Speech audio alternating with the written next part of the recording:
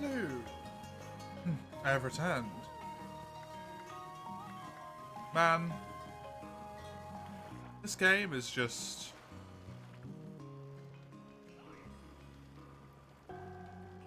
It's just... It's so peaceful. Every time I forget. It's just so peaceful. Hello, Crone Gear. I'm doing fantastic. How are you?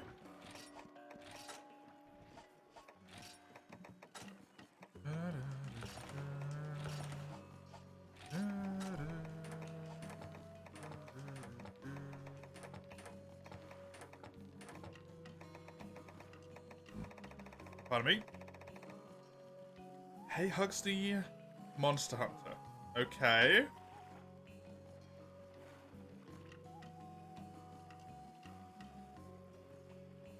Hey, Koro! Thank you very much. I appreciate it. Let me put that in the resources channel. The resources channel. Don't know what's going on with my voice.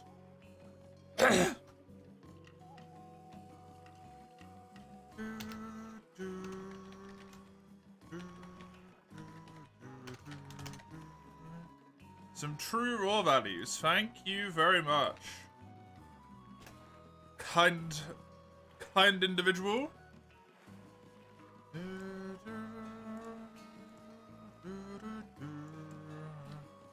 True raw values. Code, paste, close, save. Tick that sucker on. Close. Hey, there we go. Now we don't have really weird numbers. Hey,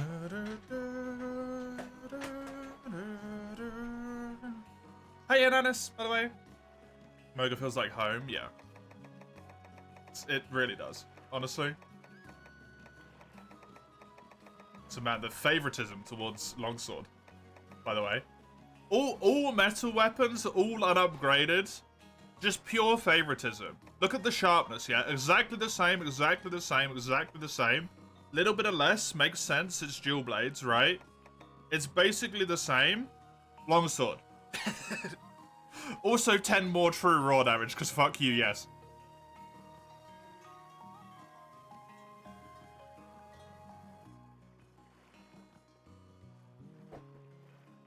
Shit's ridiculous. That is incredibly helpful, Komaro. Thank you so damn much. Join the smash. Hugsty really wants it raw. I do for this game, yeah, because it's actually really important. I need it raw for this game, Komaro. Oh, but it doesn't change the elemental values? Oh well.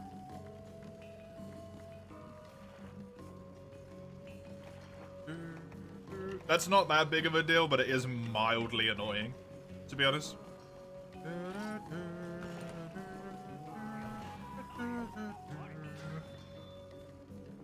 God, these Baldur's Gate characters are all so damn hot.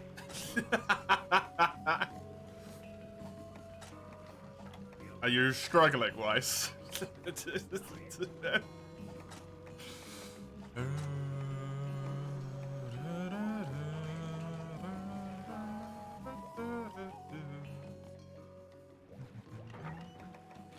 Otherwise known as Pansexual Crisis Simulator. Fantastic.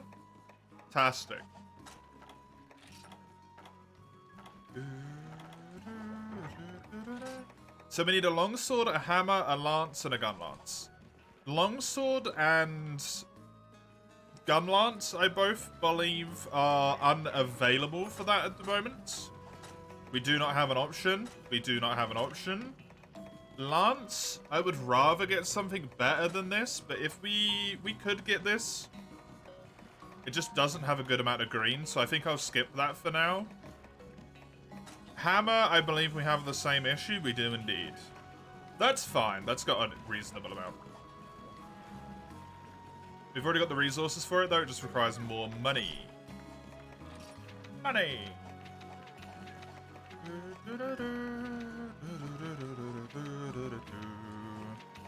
Let's do all these side quests first. And then we've got Kuru and Rogi to hopefully help us with some bits.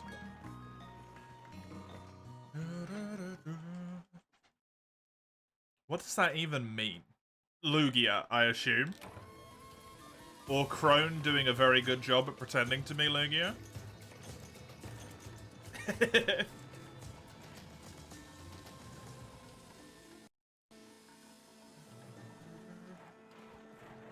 I don't know what you mean. I'm Crone. Yeah, because Crone is well known for typing in caps constantly. That's something he definitely does.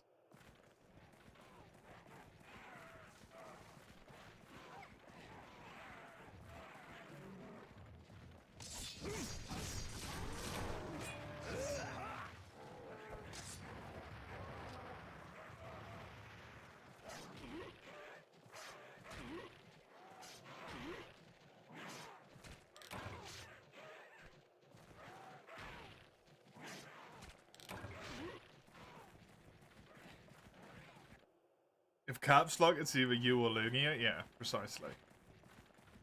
Precisely.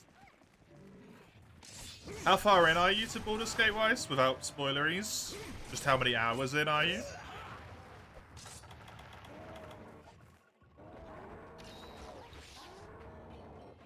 Crossplay lets you play with people on other platforms when it's enabled. Ooh. Big hints. 7-ish, but you're taking it slow, yeah. Cool.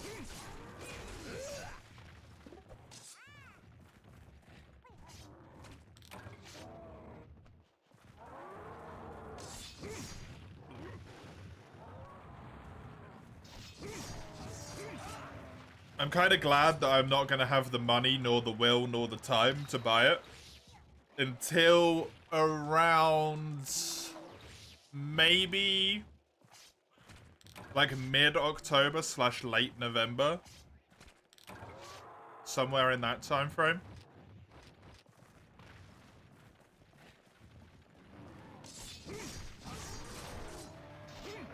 Because it means I get to see all of the people losing their damn mind right now. And then also the people who have like, yeah, I've put 250 hours into it over the last 2 months. It's hype. What's the hype sworn off? Is it worth getting? Yeah, probably. Like, cool, cheers. That's the review I'm looking forward to. The one where it's the person who's not still actively losing their mind.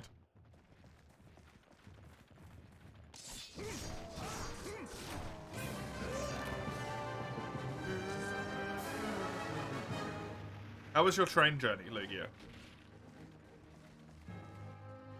It was quicker than I thought it was going to be. But then also the stream has already been going on 4 hours, so... that might just be time dilation rather than your journey actually being quicker than I expected. Was nice? Good. Good. Just 2 hours.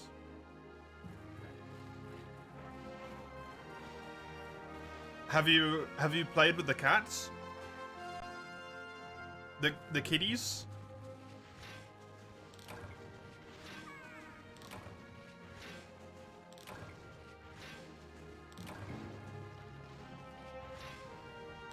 You have held a kitty? Good. I would have been actively annoyed at you if you did that, if you came into the damn stream before you went and touched the kits. The kits! The kitty cats were soft and squishy and so light. Oh. Just twist its neck. There's Lugia!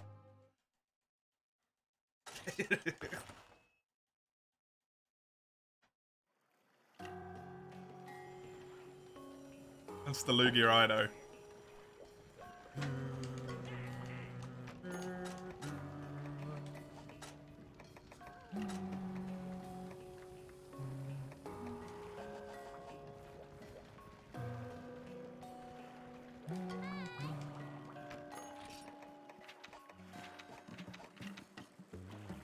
Can I build some dash juice?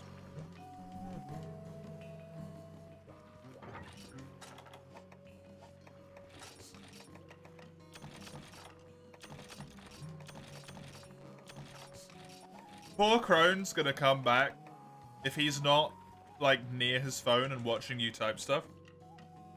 Gonna come back and look at mod view on himself and be like, what the fuck?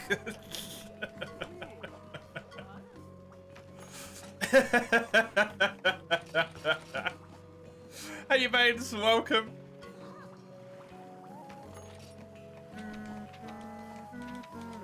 He's playing Tomodachi Life, blasting your ears with it. Nice. He is next to you? Cool. You can see the chaos / hear the chaos unfolding then. It won't be a complete surprise when he comes back and is like, what? You can hear it, yeah. He heard me say touch the titty.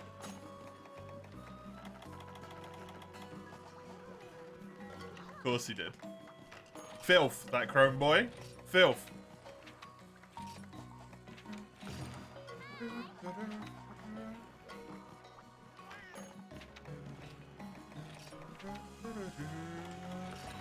Two freshes should give me max stamina, I think. Right?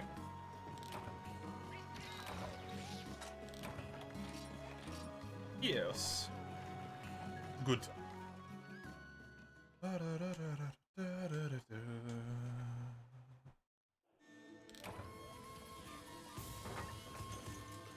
I gotta get all the way to 5-star.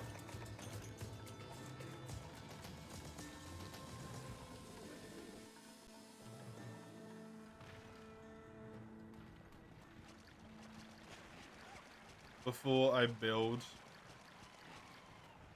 Or before I can go into hub. Kinda crazy.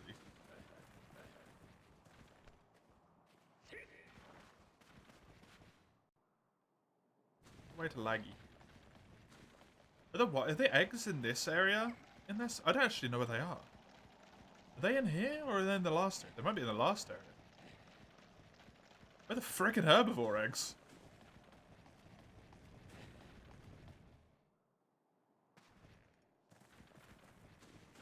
Probably this. This rock? Got any herbivore eggs for me, rock? No, no you don't. You are a rock.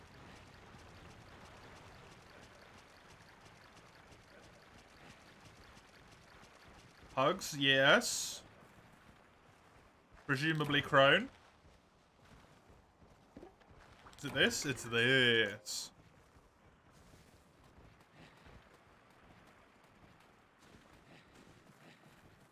It's a strange woman in my bedroom.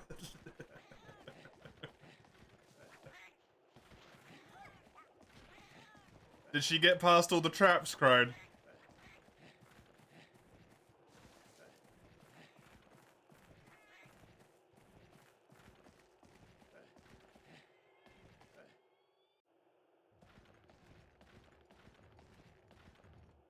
It's a normal playthrough. Just a bit more... What, Baines? CBT? Not really normal. Because I can never upgrade anything.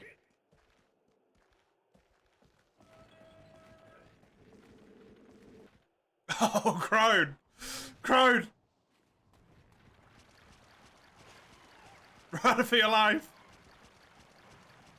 Oh!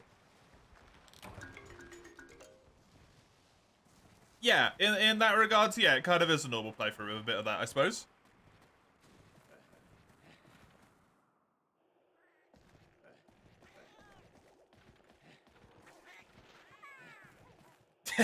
Jesus Christ. Oh! One of you's on the phone, one of you's on the computer. That's how you're both typing so quickly. I'm surprised Twitch doesn't have a shit bit of that. To be honest. Yeah, it's gonna be a bit of an experience, Baines. For sure.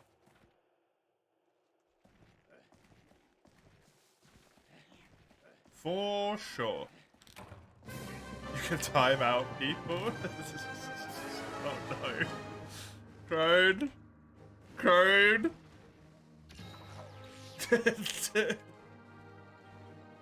Take her away.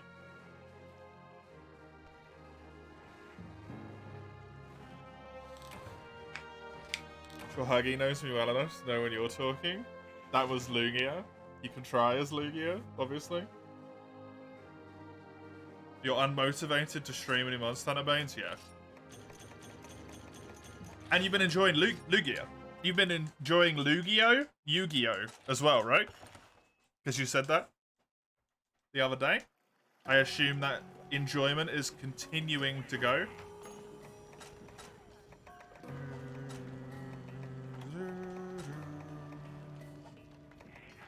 Lugia, yeah. Is chat warring again? No, just... It looks like Crone is warring with himself, but it's because Lugia is on one of Crone's devices. So Crone's just gonna look like a bit of a lunatic for a while. Stream some Yu-Gi-Oh! Tag Force, your Zenith 1 attempts. I mean, if you feel like it, right?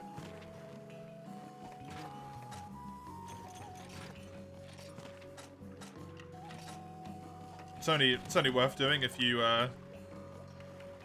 enjoy it. Quick, record my last message. What do you want us to know, Crone?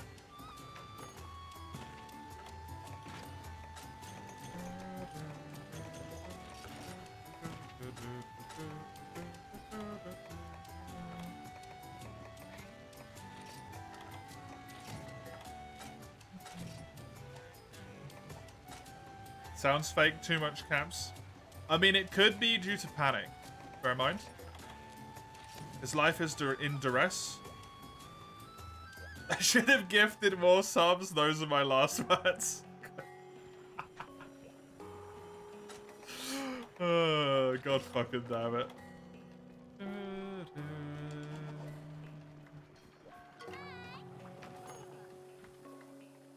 Quite rough privately for you for the last couple of days. Oh, I'm sorry to hear that. I hope it's getting better.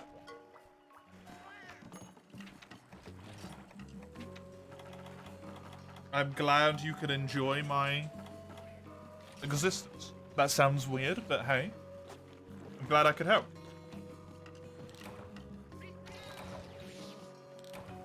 Hey, Crone, thank you.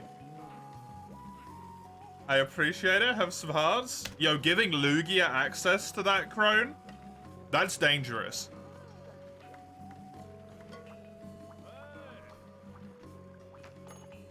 The last one. The last gifted. Ever. 10 work days and then you can be the nerdiest hype Monster Hunter man again.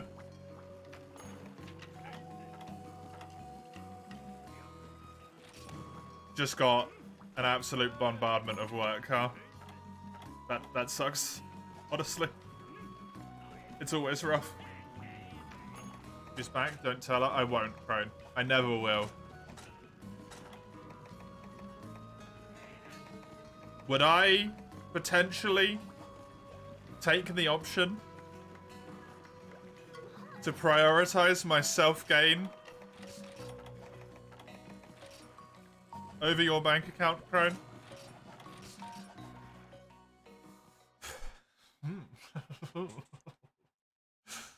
What's the max you can do at once?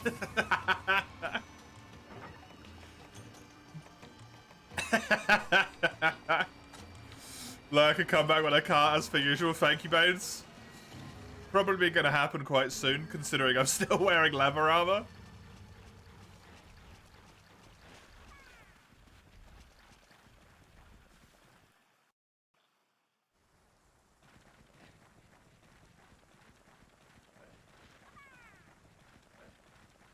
Crone's a dead man.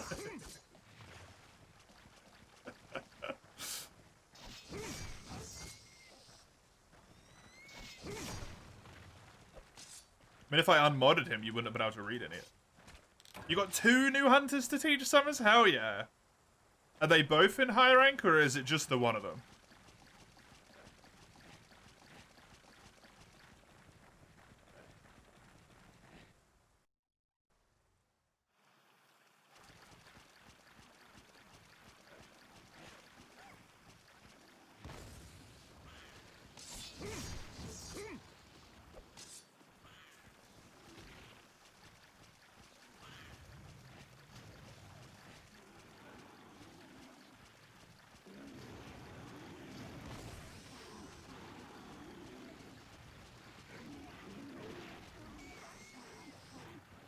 You all got into high rank today? Nice. Are you having a good time with it, Summers? Has it been everything you ever wanted? To teach the newbies?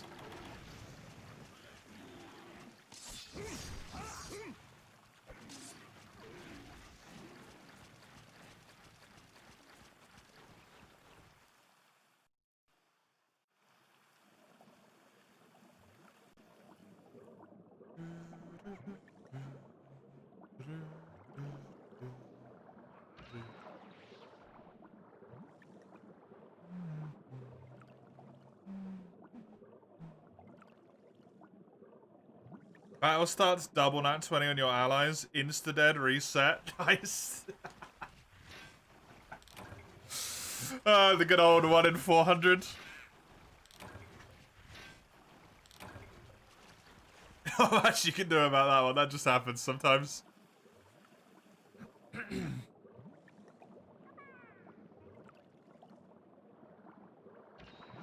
That just happens sometimes.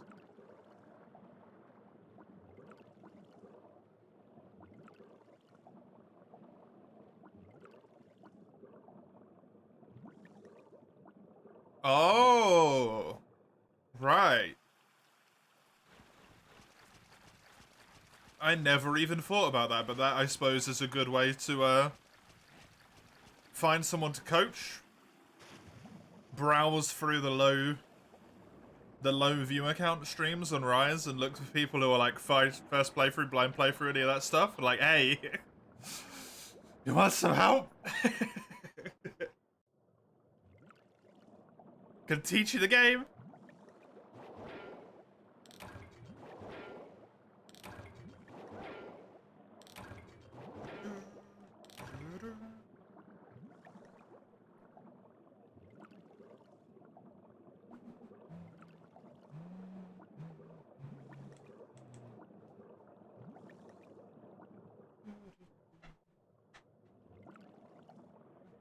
Oh, blue spot. Is it back there still? Yeah, it's right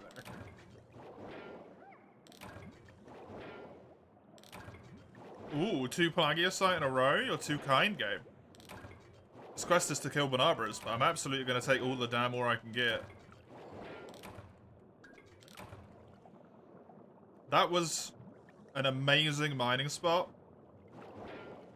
I wish I could have had a mining spot like that on speedruns, quite frankly. And this one, 2 in a row. 3 from 1 spot. Ugh. Horny aside, how am I doing? I'm doing alright. Thank you. I'm feeling a little bit more reinvigorated. For, like, no reason at all.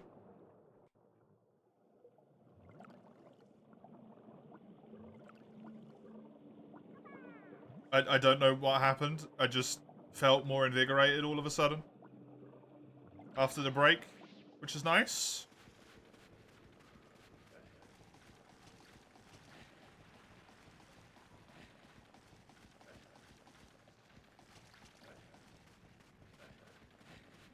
A friend got Rise was completely new to Monster Hunter. They never played it for too long, so you didn't get to teach them, unfortunately. Oh, that's a shame.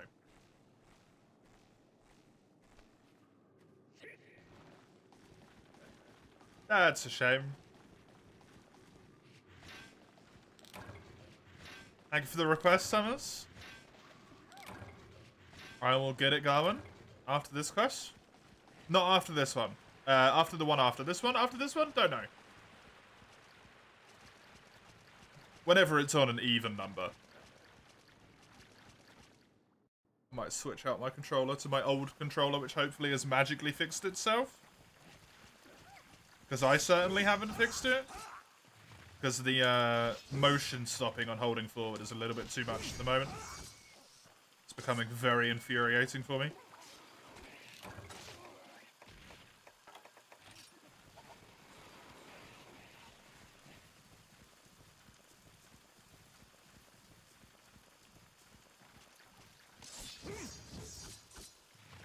How are you doing, Legia? How are you doing?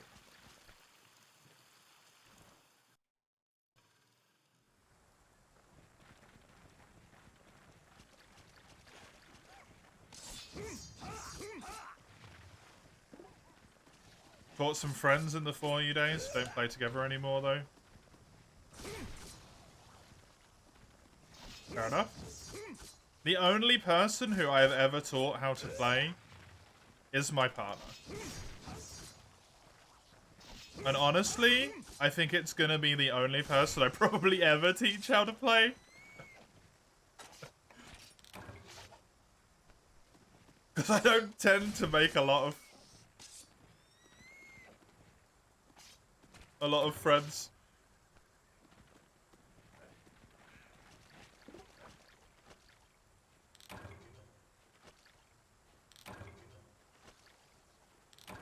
So it's been such a, like,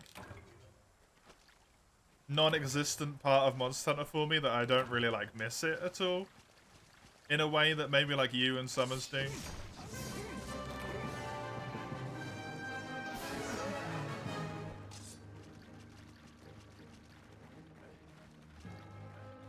You miss me? How do you miss me? Because we didn't hang out? Oh, my battery's dying. We didn't spend time this morning? That's true. That is true.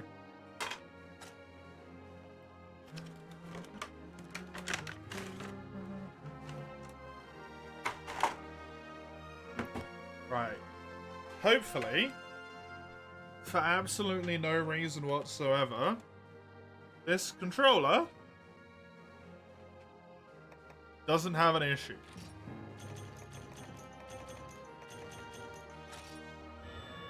Despite the fact that it did have an issue, and I never fixed it. Because I'm a lazy sack of shit. And then this one, which is currently broken, is going to go in here. And then with the power of closing the box, it will magically repair itself, and I'll never have to buy another Xbox controller ever again. Yay!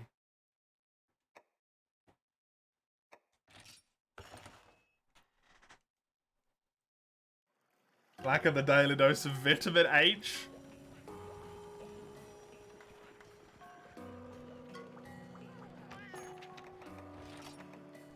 You might have to wait till Monday as well, right, Lugia? Depending on what time you come home tomorrow.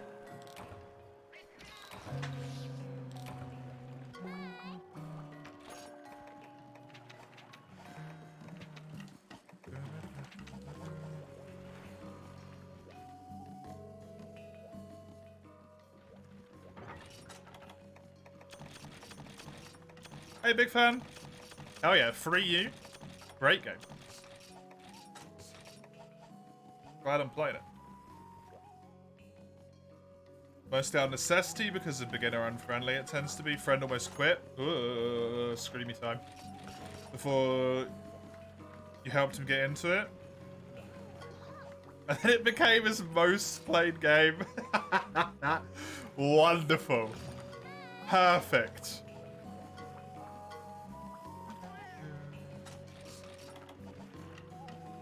Chef's kiss, just mwah. That's the good stuff right there. That's what you want.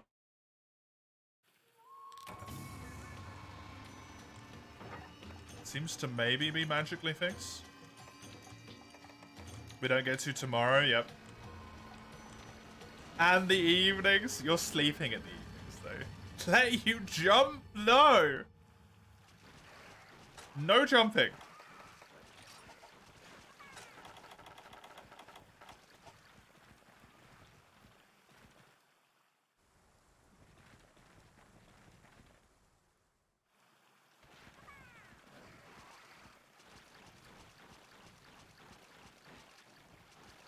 Okay, switching controllers has not fixed the problem. Fuck.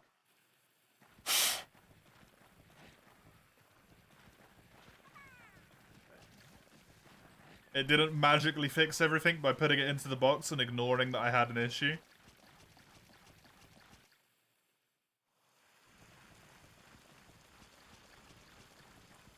So now I just gotta play with weird-ass stuff and then Google to see if I can fix something.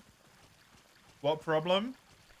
Because I hold forward so much from playing Monster Hunter all the time, holding forward on the controller stops working, and instead I will stutter step or the input will just completely drop. So what I have to do is run with my camera at a slight angle and hold like up here instead. Like diagonal up left and just look slightly to the right, and then I run essentially forward.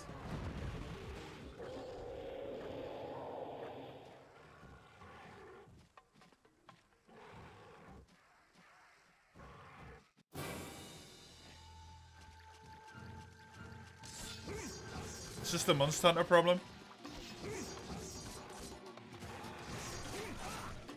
Your Pro controller had that issue and it magically fixed itself. Yeah, that's what I was hoping my Xbox controller did, but it was awfully rude and didn't do that.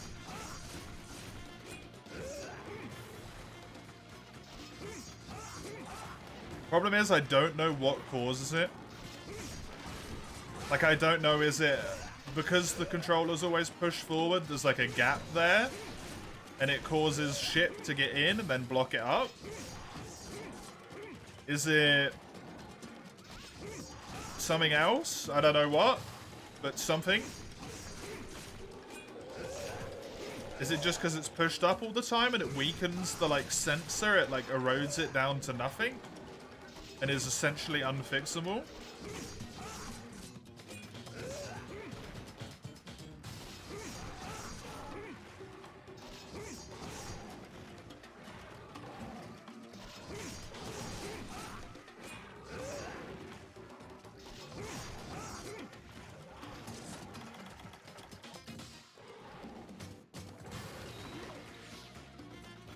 Because I don't really know how you whip that little fucker out to give it a clean or something, right?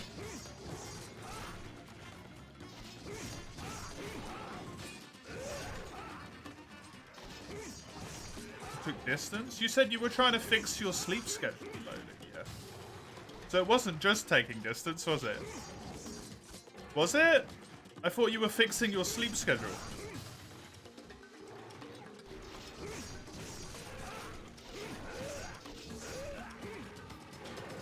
Challenge in a challenge? Yeah, sort of. Blasting a can of compressed air? Yeah. I'm gonna give that a try, but I need to get a can of compressed air first. And I keep meaning to ask my partner to get one, and then I keep forgetting. Maybe because you play a range, the down one's broken instead. That's hilarious if that's true. It makes sense as well, because you're trying to get distance instead of get close, right?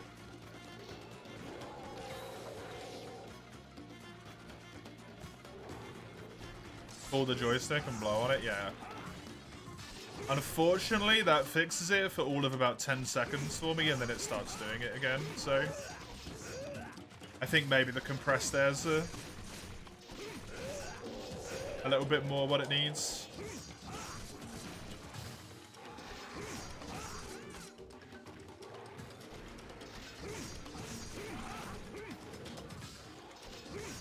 Now I'll make a new controller that's repairable as the Steam Deck. Oh, is the Steam Deck really repairable, is it? Is that one of the things that it's built for?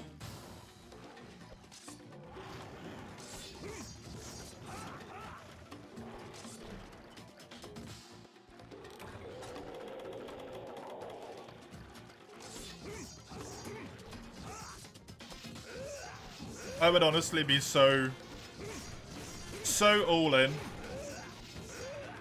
for a controller that's easy-ish to repair.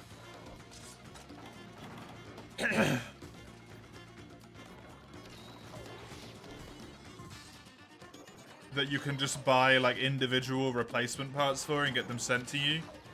I would buy it so quickly.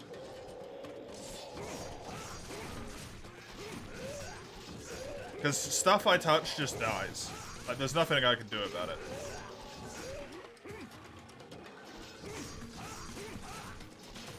I am deaf to electronics, basically. I touch it, it's gonna have a bad time. Doesn't matter what it is. As long as it's electronic.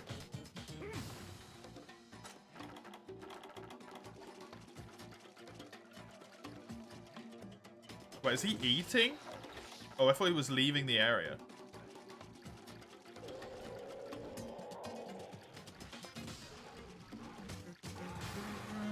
Go.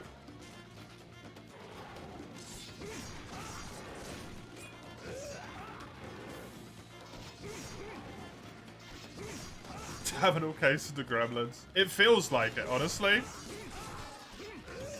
Sometimes. I don't know what I do. I just exude an aura of destruction.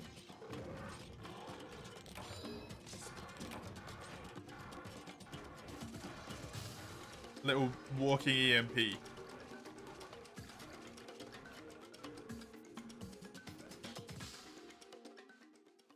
Completely forgot to switch weapons, by the way. Sorry.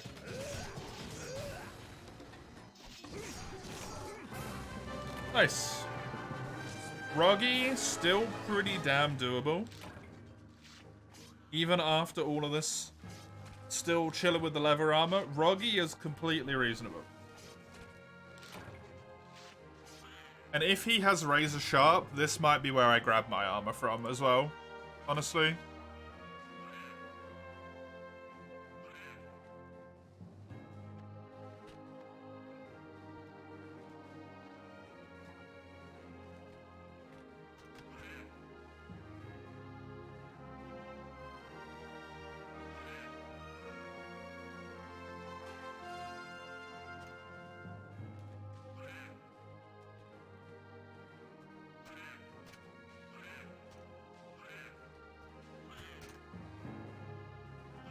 Never mind. They don't. There isn't any there. Agreeable challenge. Yep. It's gonna be interesting. That's for sure, Mike. It's gonna be interesting.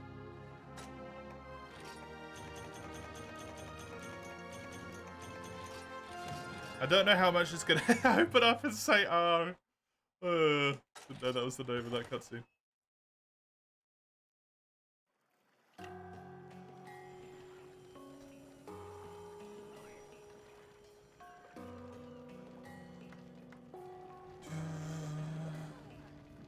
Plenty of weapons you can forge, straight up forge that are plenty strong. Yeah, it's just getting to them that's the issue.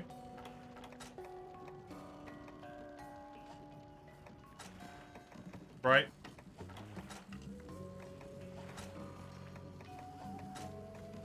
Because for example, if someone redeems Gunlance, this is still my best Gunlance option. At the moment.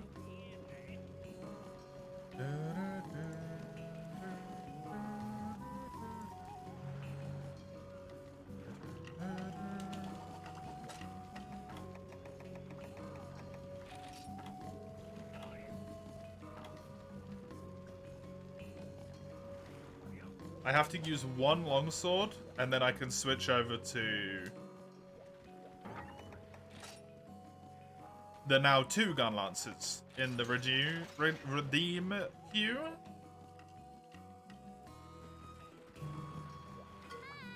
There's plenty of weapons you can forge mid-train. I don't know if there's plenty, and no, I'm not going to restrict myself to new ones. I genuinely think the entire issue is going to be like thresholds, basically. It's finding thresholds which work. That's going to be the difficult thing.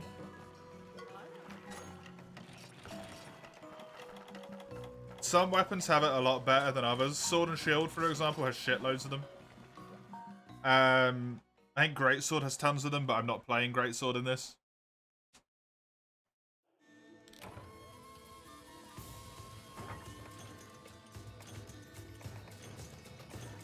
Longsword probably has a good chunk as well. Don't know.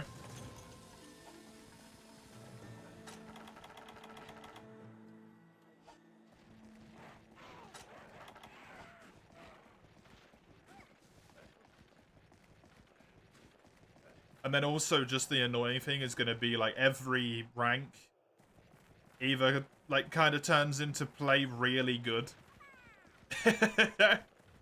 So that you don't have to build like a new set of armor every freaking tier, right?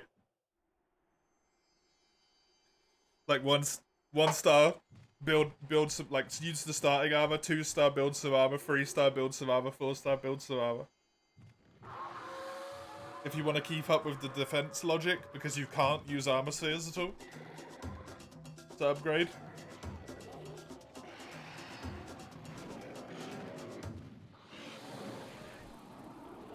Which isn't necessarily that big of a problem. But it's one of those things that's going to be really annoying when it's like, armor's just barely not good enough to be able to, say, beat like the last rank in high rank before G. So you end up getting new armor in that high rank. Just for it to be like, okay, now you need new G armor. Enjoy farming a whole new set again.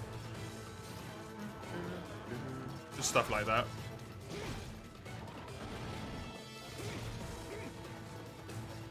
In order to not spend forever farming sets.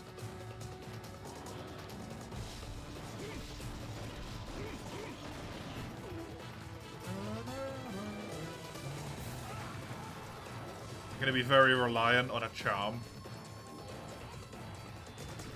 Probably as well. Either that gives me sharpness +1 or razor sharp, or both. I can somehow finagle that.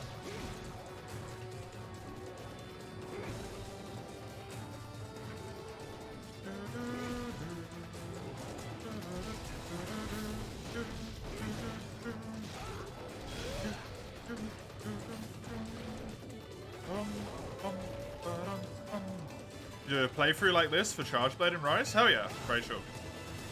I don't know how that's gonna go in Rise, but good luck. I don't know if the new games had as many like options where you can flat forge stuff halfway through the tree. At least I remember that being something that's sorely limited for Iceborne, at least.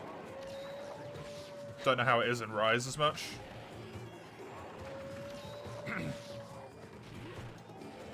But in Iceborne, it's atrociously bad.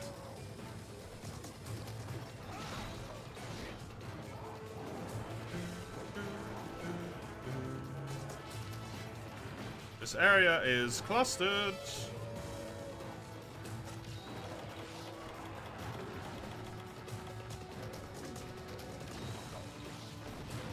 And I got so used to doing this fight with a green sharpness longsword because of the speedruns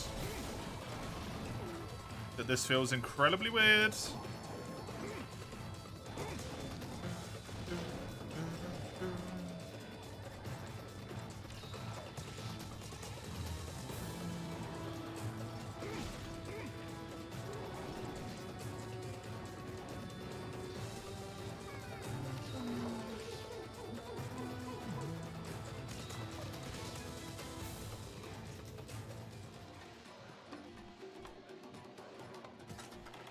Yeah, as to plenty of weapons, Komuro, I don't know. You'd have to look on Granico. To be honest, for me at the moment, that's kind of part of the challenge, is that I have no idea when I'm going to have a next stop-off where I can, like, reasonably build a weapon. So I just have to guess. Like, is this a good point? Should I build one now? Should I try and push further? Do I think I can manage anymore? Should I stop? It's kind of part of it for me at this point. instead of putting like too much preference and stuff into it, right? Too much thinking.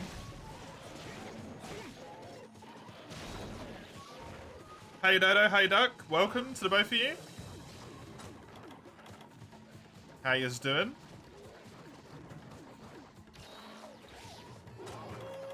Grey hair now? No, I dyed my hair recently, so all of my grey hairs are gone. At least temporarily.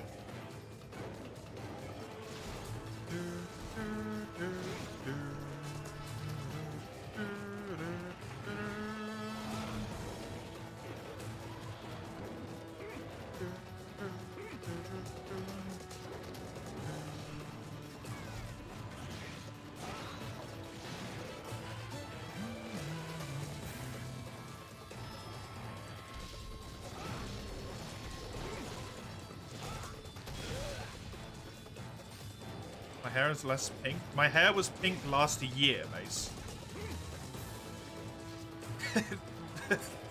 My hair hasn't been pink for a full year, dude. You doing alright?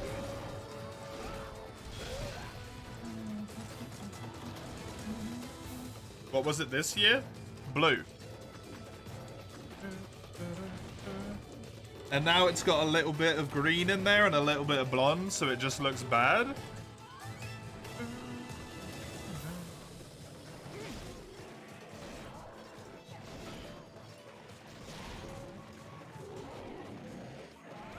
Not blue anymore? No, because the blue washed out. So the only thing that is left is some green, because that's how it washes out. Which you can sort of still see. And then also just the bleached blonde that happened as part of dyeing it.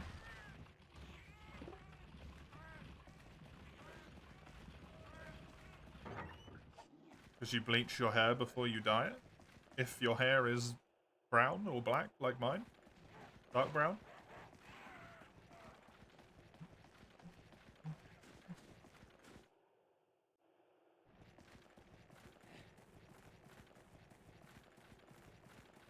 Is it really colored though? What do you mean, is it really colored?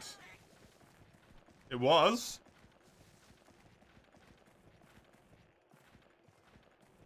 It is still slightly green, it's just really hard to see it over the camera.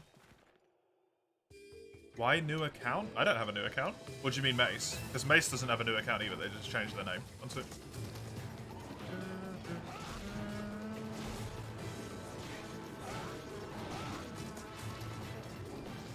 You don't have to make a brand new account to change your name. Otherwise Mace wouldn't be able to be following for a year.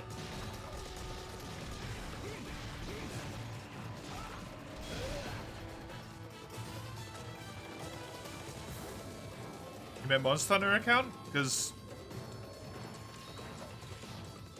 it's a challenge run?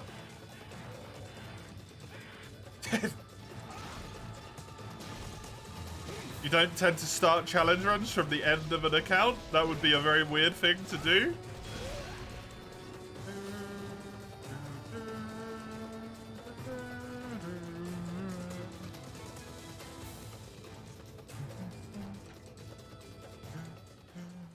Maybe you're an imposter.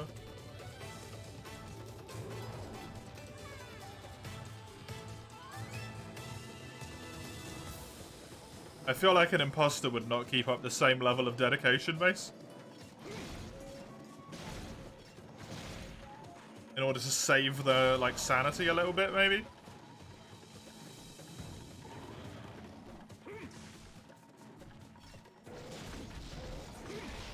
Nice. Bleach? Not arts. No. No, I wouldn't cause myself chemical burns. Thank you.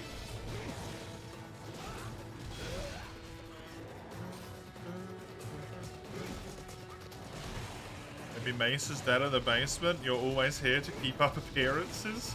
Why would you need to?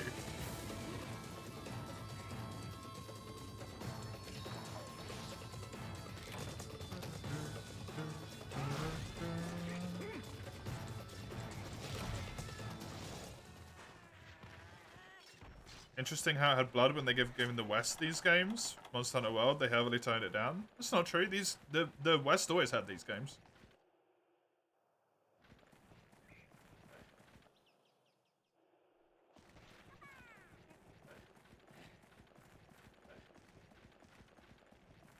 This game released in the West.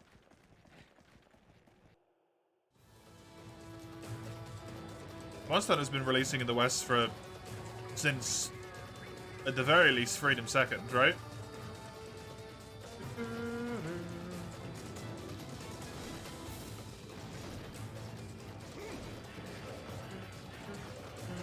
The blood was toned down though for the Western releases. That's for true.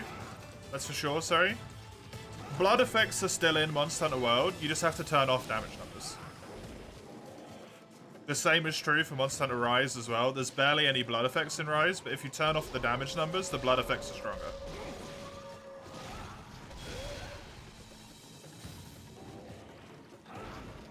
Because the primary feature of the blood is to show you if you're hitting a good spot on the monster or not. So if you have damage numbers on, you don't really need to know that because you actually get visually told in a different way, right?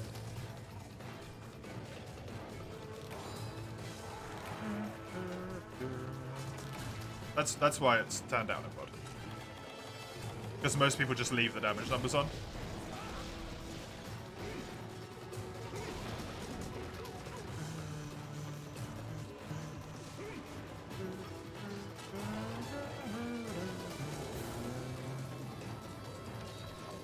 I don't know what the hell you're talking about. That... Please don't put bleach near your anus, though. Let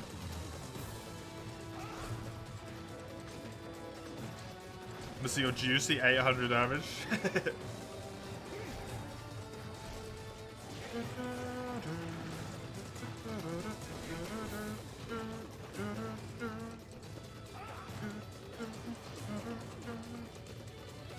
Man, I hate the fact that you can't buy potions for so long in this game.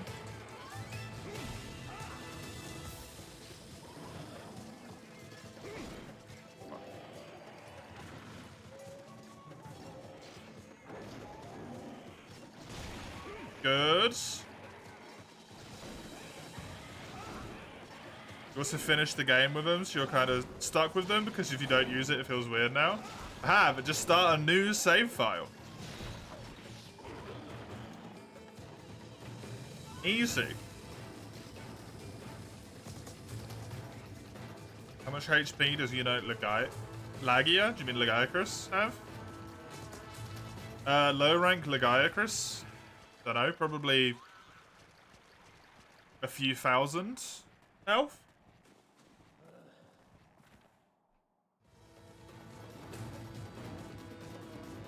Monster Hunter World, super late game Fatalis, solo, only has 66,000 health. Nothing has 1 million. Unless you go into Frontier.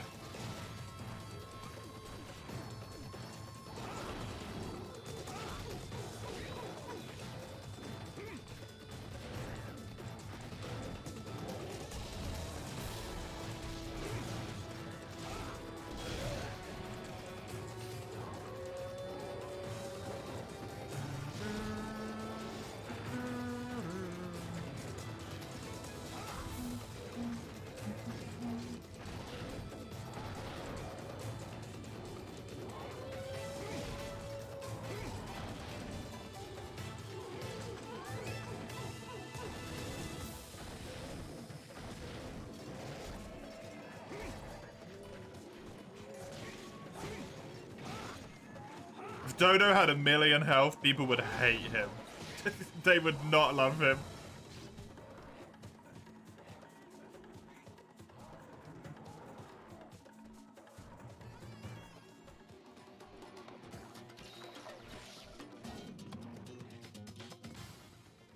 I mean, that website's already killing it itself, isn't it, Mace? So, hardly surprising.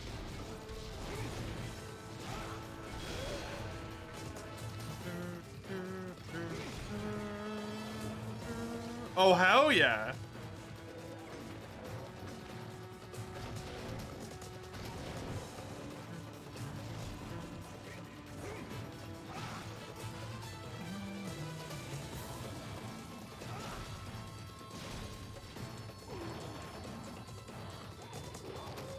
Twitter, it's X now. No, it's called a dead website.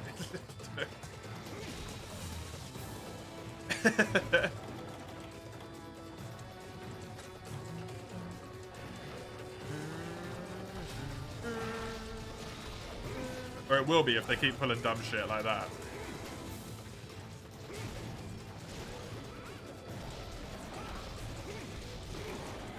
Hey! I actually did Kuru with a base weapon. Nice. And base armor as well. I'm pretty happy with that, honestly.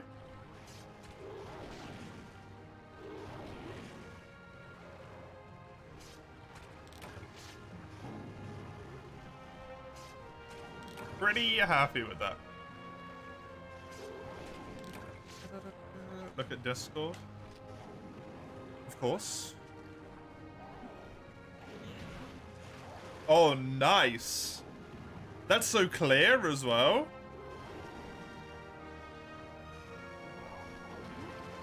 It's so vibrant.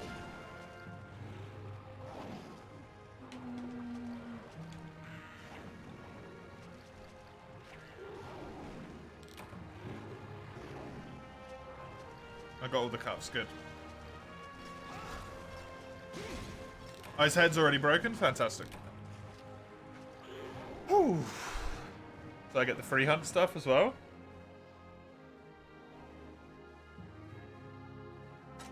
What was the monetization on Twitter anyway? In the first place? Was Twitter monetized previously?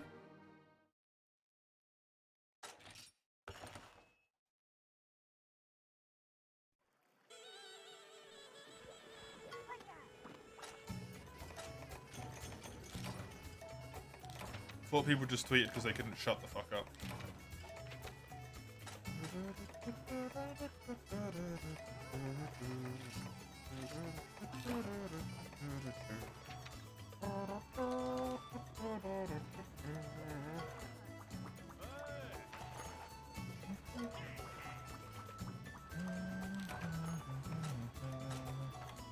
So it seems to me like Kuropeku there is a fairly obvious stopping point as to what I can logically do.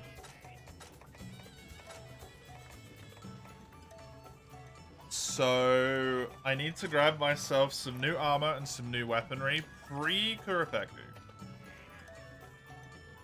Or inclusive of Kuropeku. Because it's too much, right?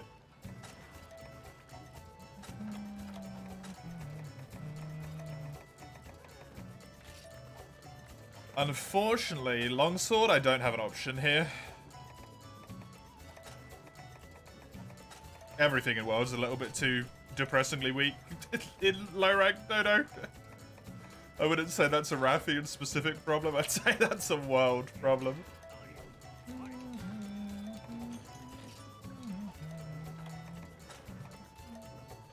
So I've got all the stuff to build that, and then I need some flintstones and some vivid feathers. Cool.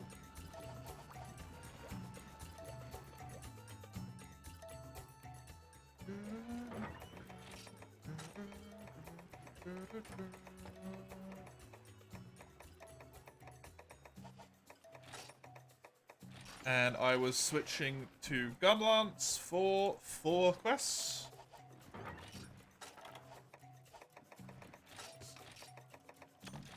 So the lack of Kuropeku weapon for Gunlance is probably going to come straight into full swing here, which is going to suck.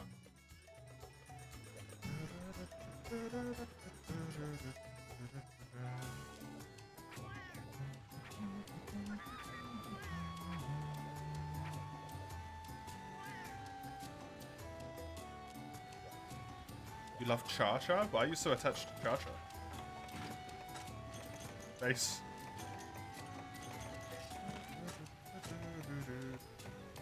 Cha-Cha's great, it's just interesting.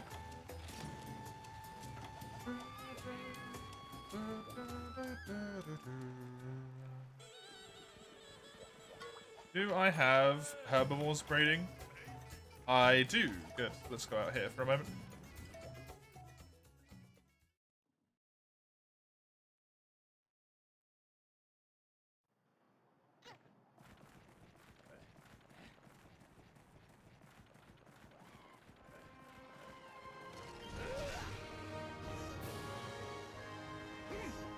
Damn it.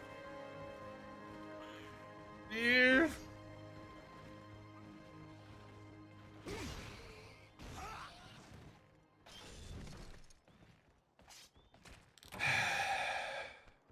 Ombre. No. Just no.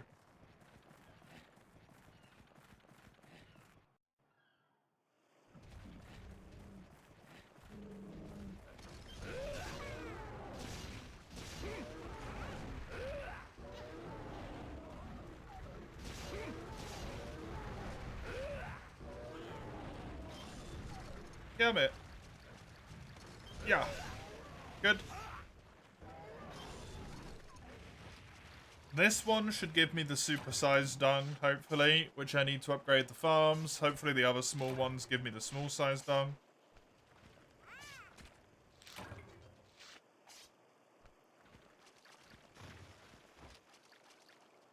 Guess you're dead. We're fighting Fatalis ones. And you got hit by the Shrapes. I'm going to assume you mean the giant big fire breath by that one.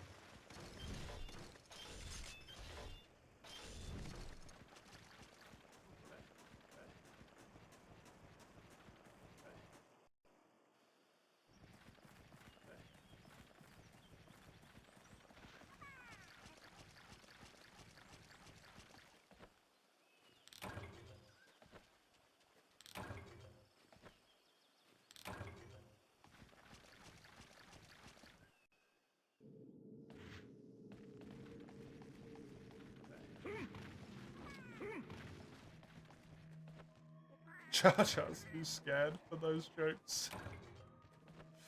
Does seem very in character, to be fair. Just wanted to see if you're as good as you used to be, and yeah, sort of. Monster Hunter knowledge is sort of unfortunately cursed in a way, in the sense that it never really fully leaves you. Oh, Sacred. Okay, sorry. Red's scared. Scared also works, though. He is a coward.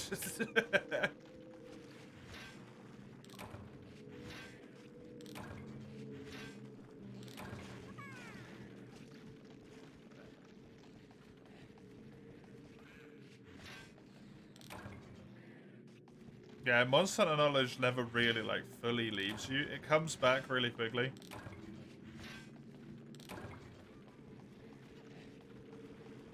It's nice in the sense that you maintain your skill, but also horrible in the sense that it's just there with you, always. It never goes.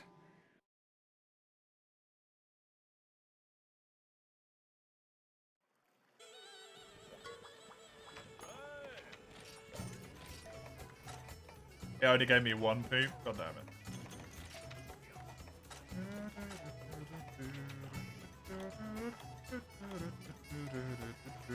I do need 2 poop. Okay.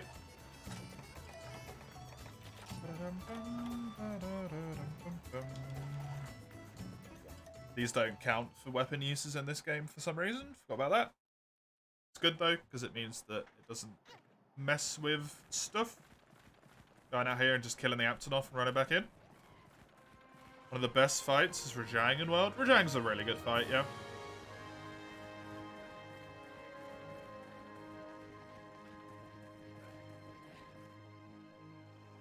Rajang's a really, really good fight in that game.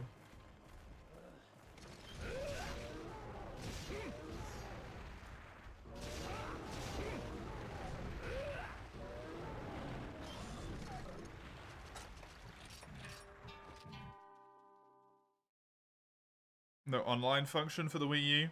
It runs so well and looks so nice. Yeah. It does kind of suck, because not having the online just kind of makes it a non-option, right? Because the online's so important.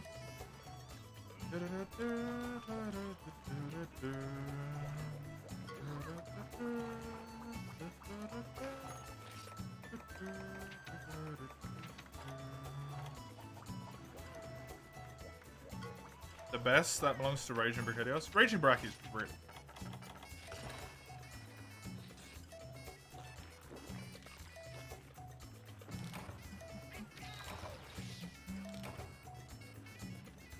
incredibly solid fight.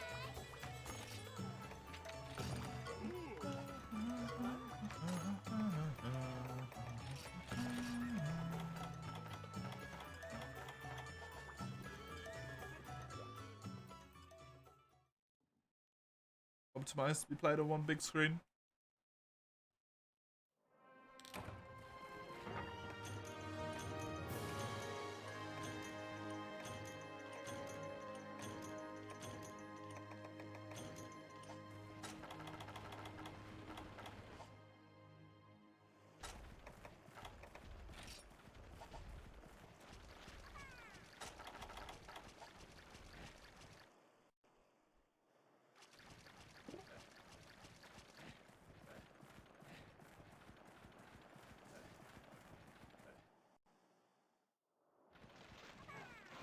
I mean, yeah, fair. I don't really know. I've never tried to run Semu properly. So. If you have the texture pack, I think this looks just about as good though, right? I don't really know if there's a tangible visual difference. Hey, Fanged Ivan. You missed the torch system, especially from Try. You wish they'd expand upon it. The only issue with the torch system is...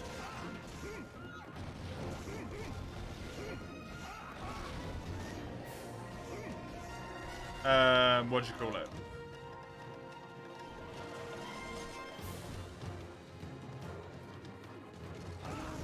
If you have torches and you have dark areas that people can't see in, what they're gonna do is just raise their brightness, right? Because it's not interesting after a while, it's just inconvenient.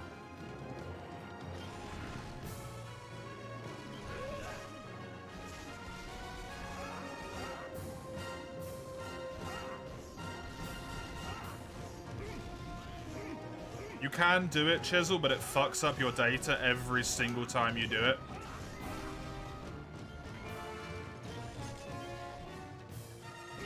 So it's probably not worth it. How do I handle multi for this challenge? I have to have fought everything up to and including the monster that allows you to get the urgent quest to the next tier.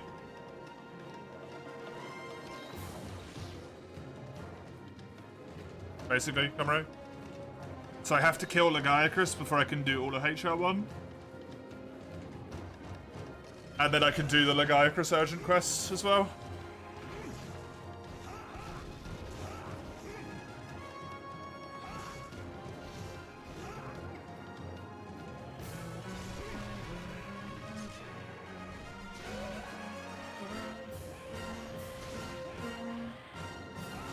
Enjoy, Dodo.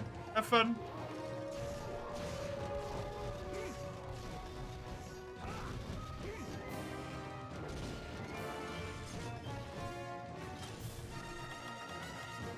It's stationary torch systems to place and fire weapons interacting, say, with plants and stuff. Maybe. I just think it'd be irritating. Like, it would be really cool at first, and then after 20 hours in the game, it's not going to be like this, oh, cool, like, the lighting effects, and I need to, like, light the torch and all this stuff. It's going to be like, oh, for fuck's sake. My torch is like, just... Someone got a fire weapon, come and set fire to these fucking torches again.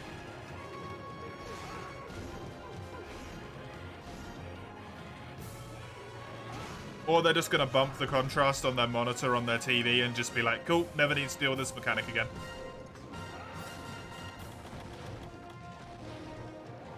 Since the game's not really going for like an atmospheric, dark and spooky type thing.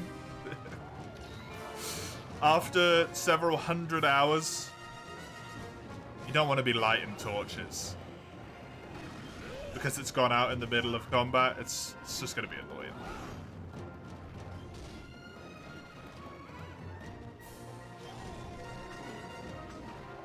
I think.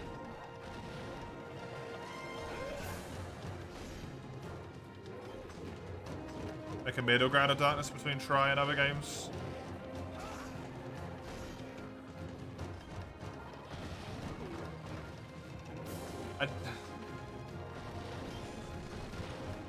We'll see what they do, right? I personally think that sounds like a really fun idea. But I also would get pissed off with it so quickly. I know I would. I'd be so annoyed so quickly. Like, man, this atmospheric shit's really cool. And then after you've done the fight 4 times, it's just gonna be fucking annoying.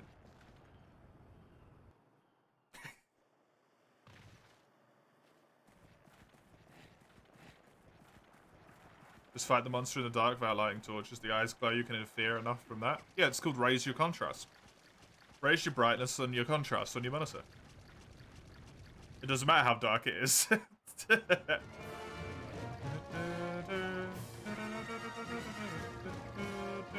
That's a good comparison, Mike. Yes. Like the Rampage. Most people, when they played Rampage for the first time, were like, oh, this is neat. And then when it came back twice in the story, by the 3rd time it came back, people were like, fuck this. And that wasn't even central to gameplay. That wasn't even something you had to do. Other than those, like, 3 times. People hated that shit vehemently.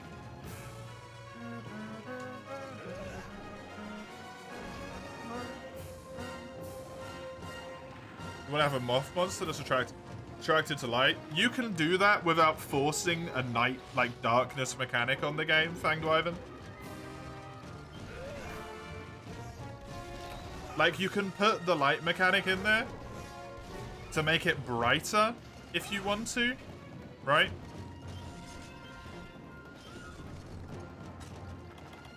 But don't make it so the game is as dark as Try or whatever is.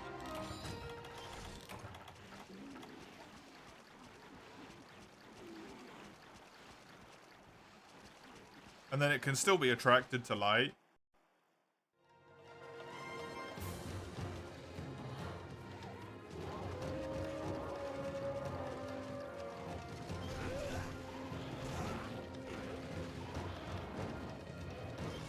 But it's a lot of effort to put in for one monster.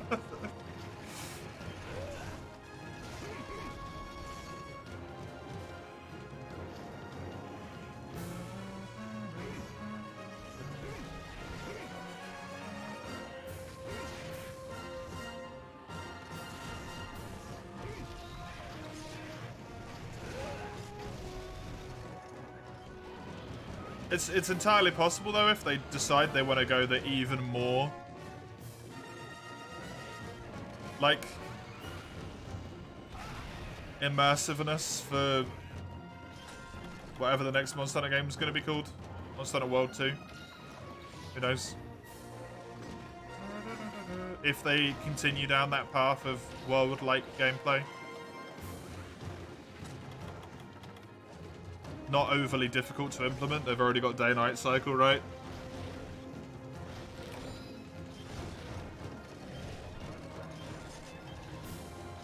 Hell, if they keep the scout flies, they could even make it so the scout flies release a lot of light. Right? The only thing that's going to be a bit weird with that is then all of the combats are going to have like an eerie red glow to them, but maybe that'd be kind of neat. Does the scout flies glow red whenever there's danger and then just stay inside your lantern constantly lit red? Be kind of fucking horrifying in a cave. But the thing you gotta do is strike a good balance where it's not too dark to the point where it's just an irritating mechanic.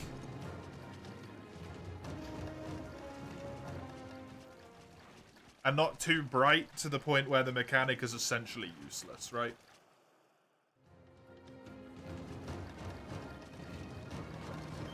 It is entirely possible that they wanted to fiddle with a concept like that in Base World, though, to be honest, because they did have the Bright Moss stuff, right?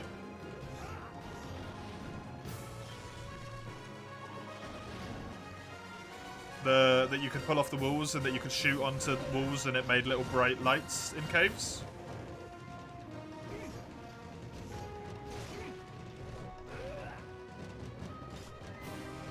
That stuff did exist and then was completely irrelevant.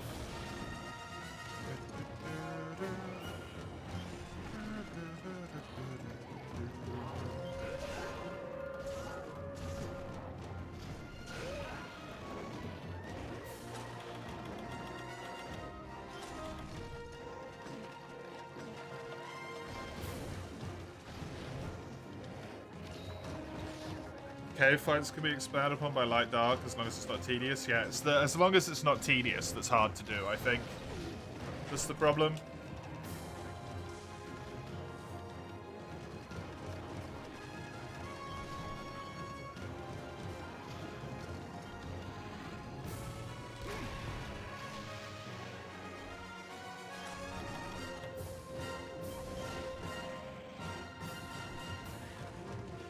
Nice.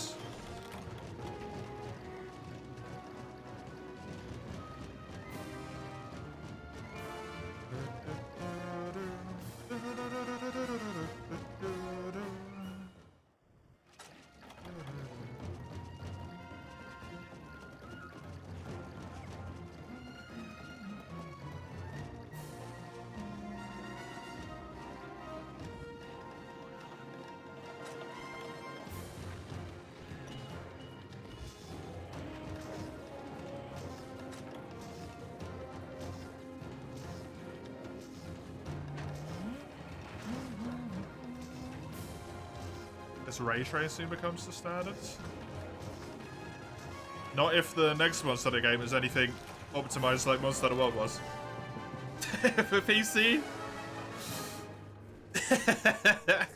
Please no.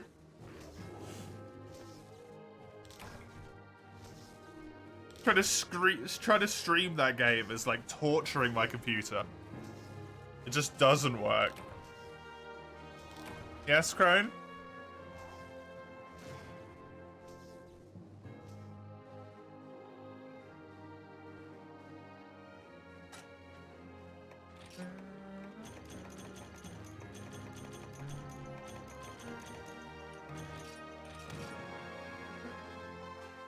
Drove 2 hours to play 3U with Crone.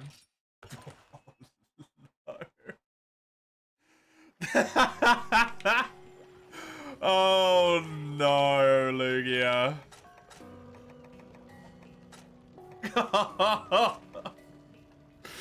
That sucks so much. That's so shitty. Oh.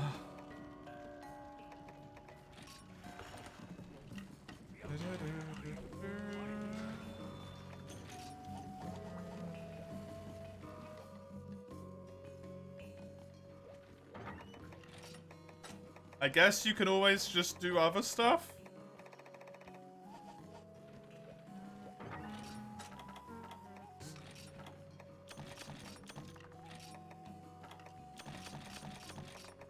Has he showed you Dave the Diver yet?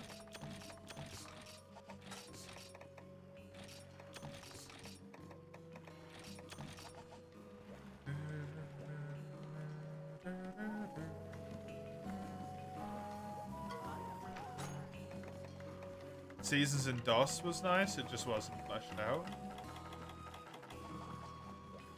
I like the idea of seasons in a Monster Hunter game. The only thing I personally wouldn't want with a seasonal mechanic is to have to deal with, like, the shit that would happen in DOS, basically, where it's like, oh,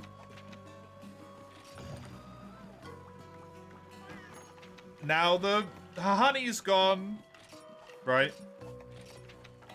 Oh, you want to farm Barry off, but you can't because he's only in winter. Like, that shit's really annoying.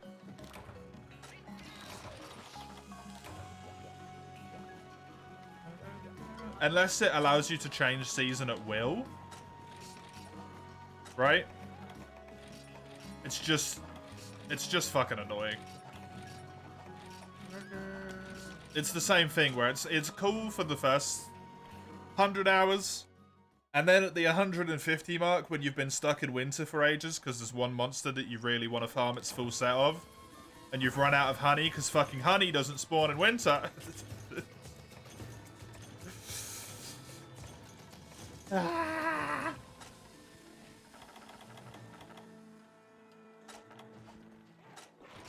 Then you kind of want to strangle the developer of the game after a while. But if they allowed you to change it, it'd be really cool. But then it also kind of begs the question at that point, why even have the season system in the first place? Right? If you can change it at will, what's the point? Just have season-themed maps.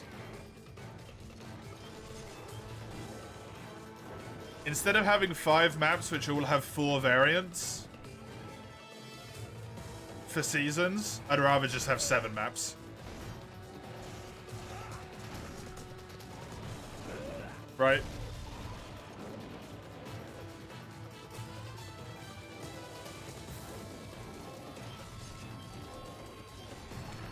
Eight maps.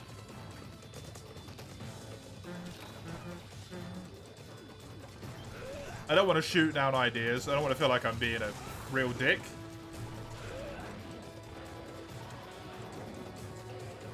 I'm just trying to give some, like, you know, alternative, some, what I think would be ideas as to the reasons why it would be good and why it wouldn't be good. A lot of people have a lot of cool ideas for Monster Hunter stuff, but I don't necessarily know if a lot of people then think about, like, the reasonable level of trying to implement them into a Monster Hunter game.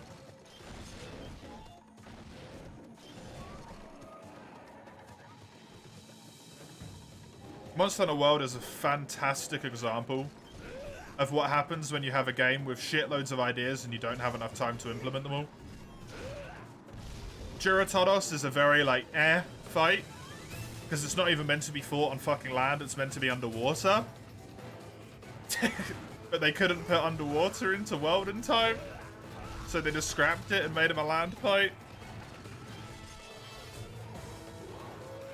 The weapons looking the way they do, I at least think is partially a factor of them just not having enough time to develop all of the weapons and make them look good in HD. Sheer, like, lack of monsters in the game, another same thing.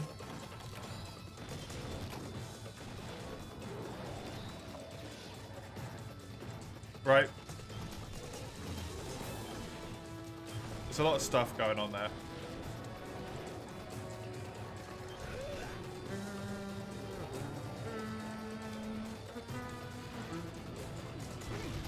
Did not hit. Are we having peak items for a season? For more exclusive hunts? What? Yeah, but what's the point if you can just change, right?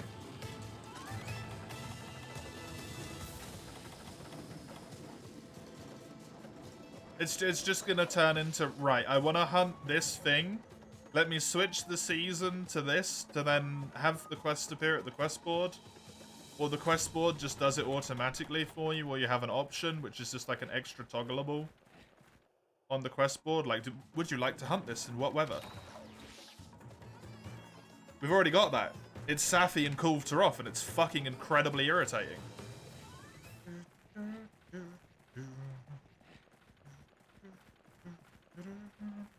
Changing seasons does not do exclusive stuff, then why have them?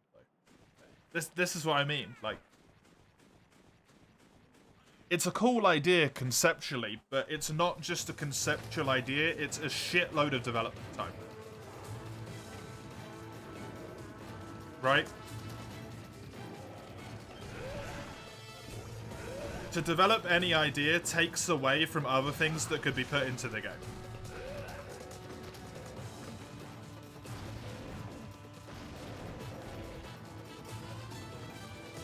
If you put seasons in, you have to make 4 variants for every single map in the game. That's a lot of development time right there, even if they're just small changes.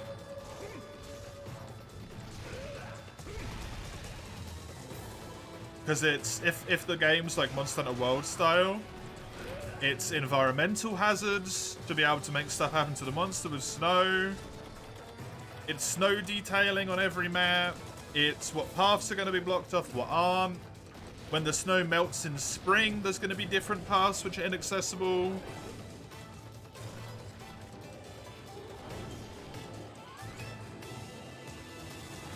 It's a pain in the butt.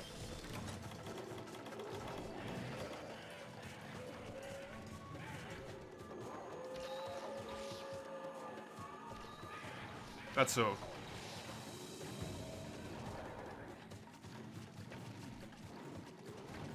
The guiding lads come right. But seasons instead of terrain.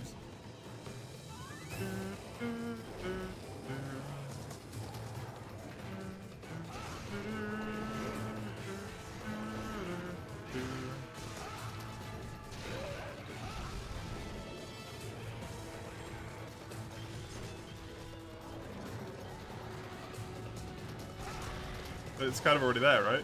The guiding lads. Just without the guiding lads mechanics.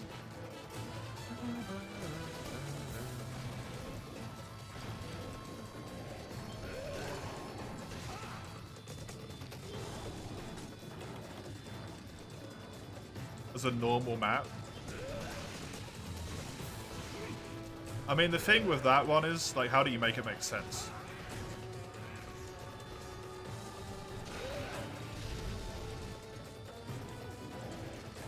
Other than just blaming the new Elder Dragon, which does work. Or by doing what World did and just go, biological fuckery! And then just keep screaming that in the void until someone believes you. Which felt a bit weak in World, to be honest.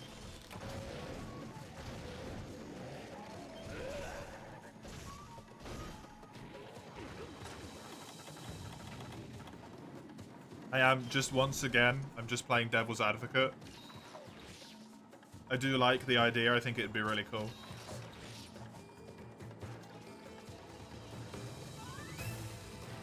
I just happen to know that game development is shit.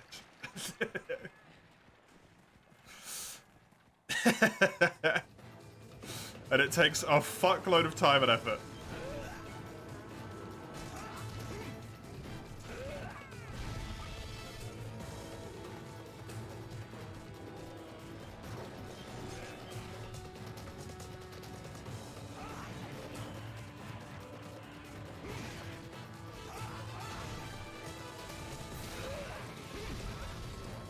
Statics. Seasons as you do should probably be static. Keeps development time down, doesn't trouble with you. Have to change season-specific mechanics from area to area.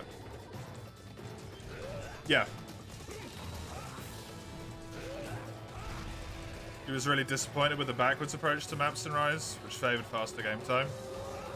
Yeah, maps in Rise kind of don't exist, it feels like. Which is kind of unfortunate.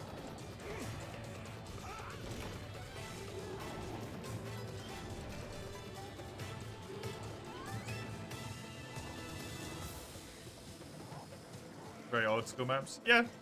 I mean, that's one of the things with Rise, right? It was it's got, like, World and Rise have so many excuses that it starts to feel like you shouldn't make excuses for them anymore. Rise was made during the pandemic. Also, it was made as a game, presumably was made as a game that wasn't meant to have open world maps, and then World did really good. And then some some head honcho at Capcom went, oi fuckers, make it open world, and then it just sort of suffered because of it. That's assumption, that's not known information, right?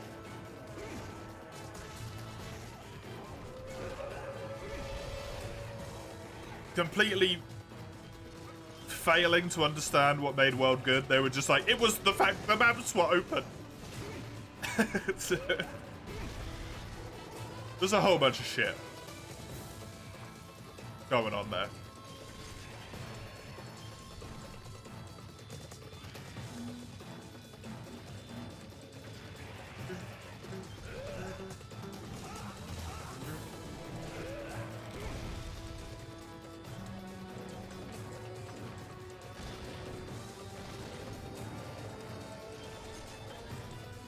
Side Rise went on the 3DS.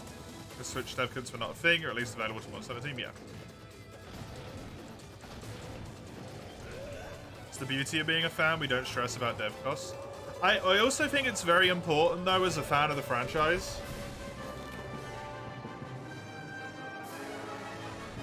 to be realistic about expectations and to be realistic about hype. Because the issue comes around when everyone starts propagating all of the cool shit that could happen in the next Monster Hunter game. Right? And then the next Monster Hunter game basically just releases as World 2. Nothing wrong with that, in my opinion. I think that'd be a perfectly reasonable thing them to do. Just release World 2, remove the Clutch Claw, yeet that shit into the bin where it deserves to be. Tidy it up, put way more maps, way more, like, monsters in. Make the game just a little bit tighter to play, better difficulty balancing for solo and for multiplayer. Maybe take the switchable movesets from Rise and put those into World, so you can fiddle with your base moveset a little bit. Just make the game better than it was. I think it'd be fantastic. But then part of the problem is all the people, a little bit like I'm to blame as well, right? All of the fans being like, the next game, I could have underwater combat. To use the one that I like. There could be underwater combat in the next game. The next game could be set in space. Right? Have a good one, Ananis. I did want to ask you what you meant by today you learned why you didn't like World, but I lost track of it. I'm sorry. I hope you can elaborate that to us at another point, some point in the future.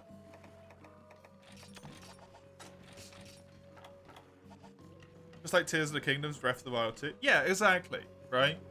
And everyone loves the shit out of that game, for the most part. The amount of people being like, I've played this before is way less than the amount of people who are like, fuck yeah! Which, to be fair, is kind of a Nintendo thing, but hey.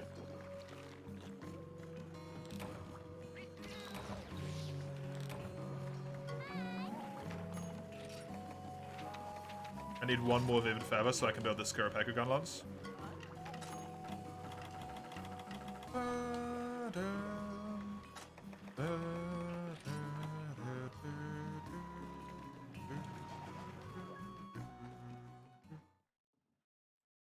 Okay, fair enough, Dennis.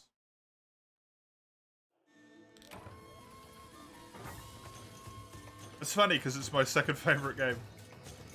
I think it's my joint favorite because I can't actually pick between the two.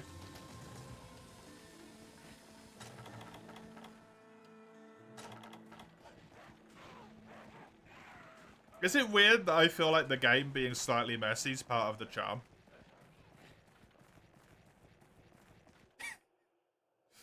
I feel like that's always kind of been a little bit of the charm for Monster Hunter for me, is when the game's a little bit of a shitstorm. Just a little bit of a shitstorm, not entirely. 3U's got its underwater combat, and generally just blast existing in the state it exists in, right? 4U has Charge Blade and Insect Glaive being the most busted crap in existence. And then also it's just like, oh, by the way, we added the mounting mechanic, and it's essentially a free win if you spam it.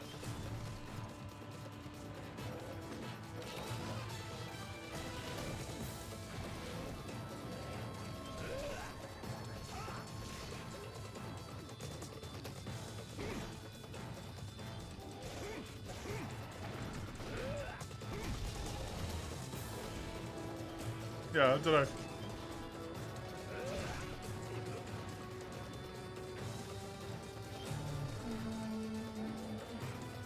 Time to vanish. Enjoy, Ananas. Thank you for coming by. Hi, Aiden. Welcome. Good to have you.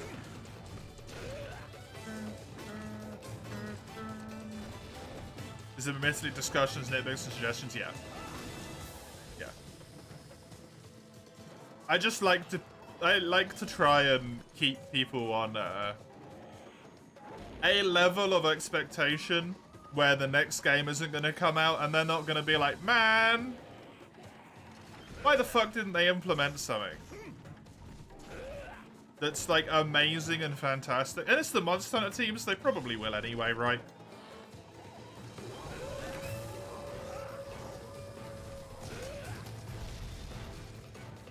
They do it all over the place. They come up with an idea that's like 9 parts good and 1 part wanky? I mean, that works, I guess. Wonky is what I wanted to say.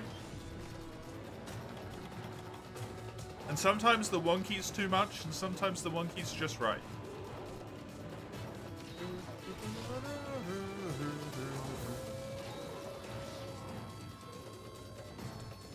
Priceless great combat, but a hard focus on it, which makes other elements weak. I actually, honestly, could not disagree more. I think Rise has the weakest combat in the entire franchise. The modern day franchise, from 3U onwards. Not the old games.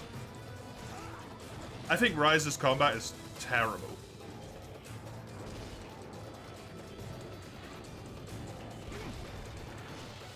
Because Rise's combat is not hunting. It's spam the ever-loving shit out of everything you've got for 5 seconds, and then press the counter button. Like, there's no tactical, logical thinking in there at all.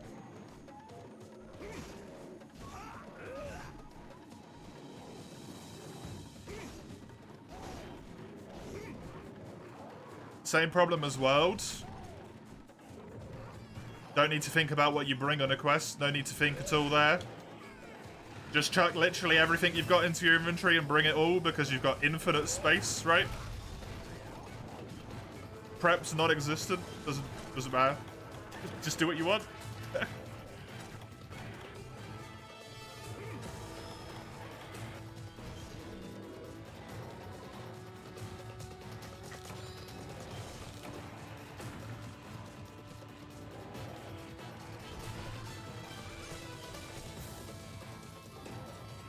Charge Blade sides feel less chunky than Charge Blade sword mode attacks in 4U, yeah. Which is a shame. It's like a crime. I've not played God Eater, unfortunately. All the advantages and then the unique moves you get. See, maybe this is me just being the way I am, right? I don't want to play a Monster Hunter game against a monster that's 3 times the size of me and breathes fire, and every time it walks the ground fucking trembles, right? And have an advantage over it? That ain't right.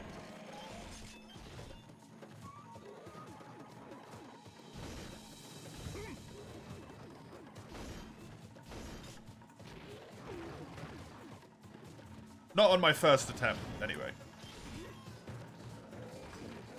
I feel like the advantage in Monster Hunter has always been your knowledge. Your brain is your advantage, right?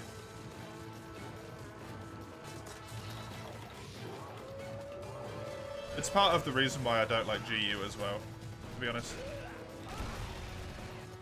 Your brain isn't your advantage. Your moveset is your advantage in those games.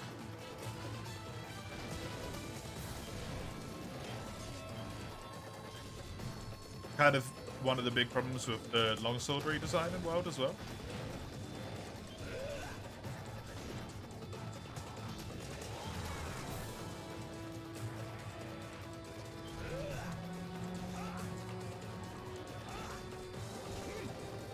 You've been playing DOS, Comro?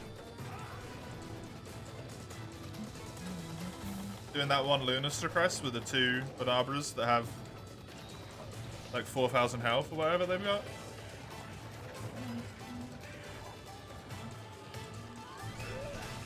God Eater is on my list of games to play, by the way, thank God. So, I am looking forward to giving those a play at some point. Just speaking of God Eater for a moment there. I'm greatly looking forward to giving them a go. Since they are same genre, different take, right?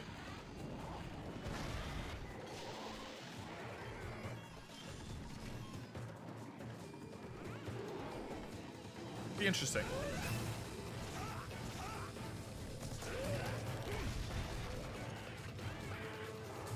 I hate Rice.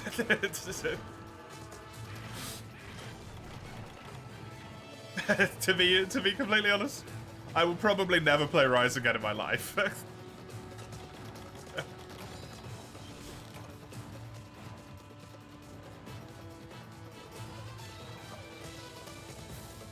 Only reason I would ever play that game again is to fight Amatsu. And I just don't think I will.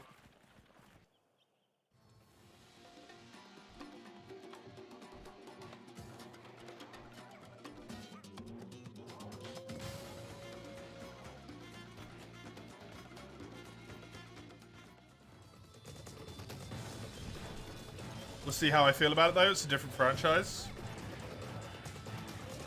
So it has different logic attached to it, as far as I'm concerned.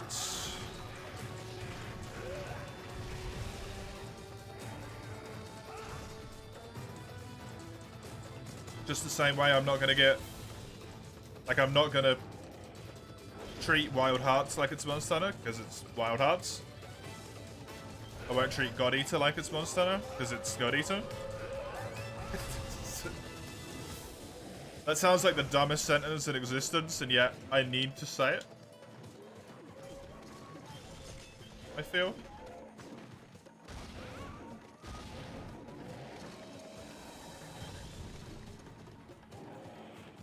What age did they try with the monsters?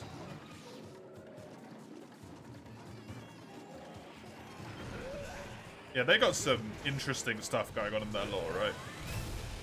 I know that much. I remember vaguely remember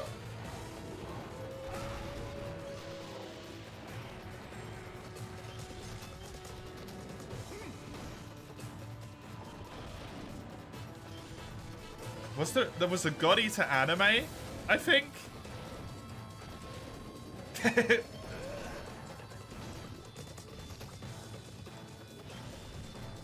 But I watched like maybe 5 episodes of, and then was just like, what the fuck is this? I feel like it had a really, really good art style as well. I know it's like the only bit I remember of it is that it had really good art direction. And then at times you'd be like, oh god, the 3D.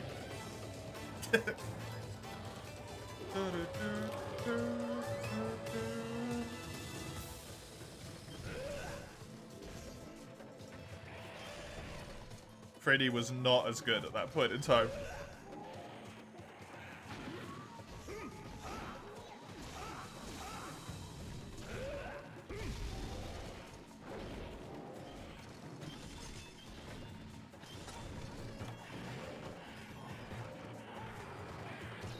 Same studio for Kimetsu no Yaiba? Oh, really? Cool.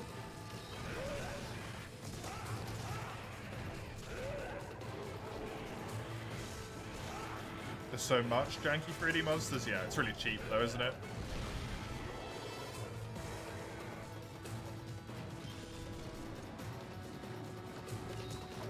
It sucks on the quality side of things, but man, it's so much cheaper.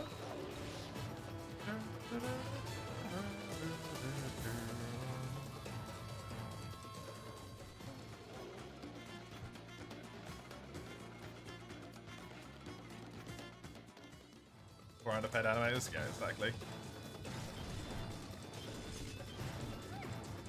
Animators get fucked on just about every side of the spectrum, to be honest. They don't get paid enough, they get treated like shit at work. They do something, they pour their heart and their soul into it. It comes out and people just go, this animation's shit. It's like... Dude.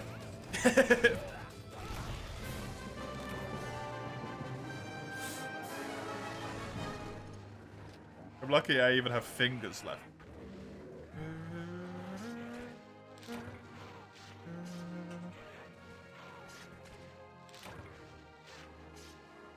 Yep, that is going on. Can't remember what it was, but it is happening.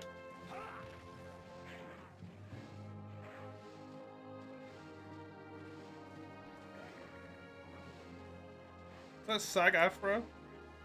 Can't remember.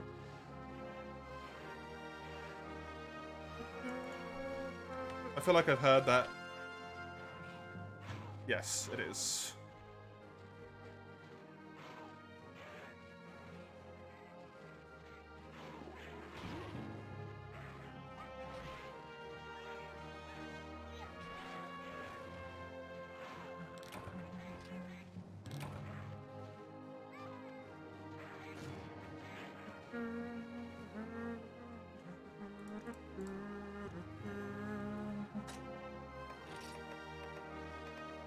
Same could be said for game developers. Absolutely. Absolutely. But the issue with that one remains what it's always been, unfortunately. Which is... people just don't understand how much money stuff like game development costs, right?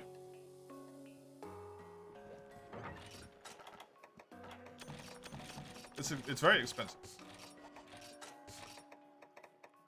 And then people start paying their staff, pardon me, more money. And then what needs to happen as a natural consequence of that, kind of like logically, is that money then needs to come back to them from somewhere else. Which in all likelihood is going to mean the consumer's wallet. Your game's going to cost £10 more for everyone who buys it. Sorry, it's just... they need their money back. And then everyone just bitches. Says the game costs too much money. It's like, yeah, it's because we started paying our staff actually reasonable wages and everyone just goes, it costs too much!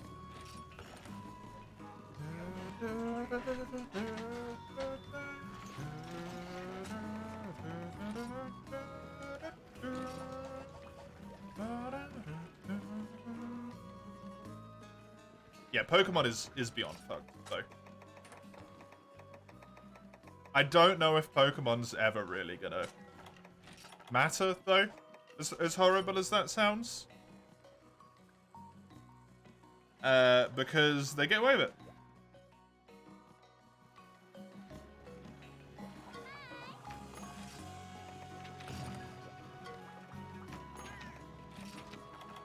Last game kind of released in a really horrendous state, right? Not in a good state at all for that game to release in. Background textures look atrocious. The game had a lot of bugs that didn't affect some people, did affect others. Silly little shit that should be caught during QA. Like if you plug in a controller and then also hold forward on both of them at the same time, It makes you run twice the speed because the game isn't looking for 2 inputs. It's just it's just checking that there's an input. So when another input comes in, it goes, "Oh, make them run even faster." Stuff like that, which just shouldn't happen, right? Small little things, along with all of the bigger issues. Best-selling Pokemon game of all time. It doesn't fucking matter, like.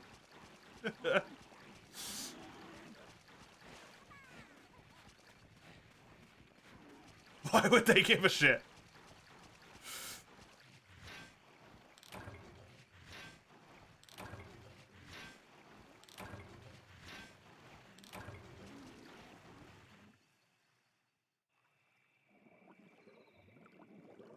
Sort of funniest news, Mace. Oh?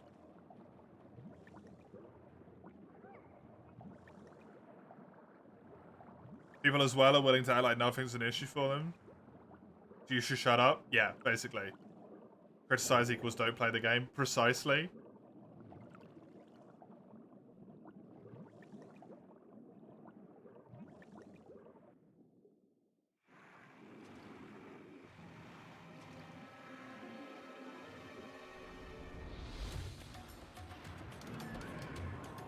People are weirdly ravenously happy to defend developers of games that they like because they like it, instead of being like, all right, fair enough, right?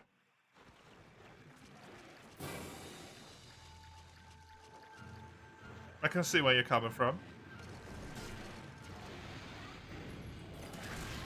My favorite thing about Scarlet Violet, when those came out, was the threads of people being like, here's all of the fucking bugs that we found. And then other people being like, these bugs don't exist because I didn't run into them. Sorry?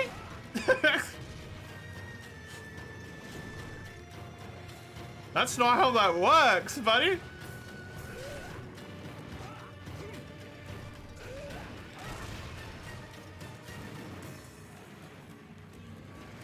Pizzeria raised their pizza Hawaii price to €50 and you get to put the pineapple on yourself at home.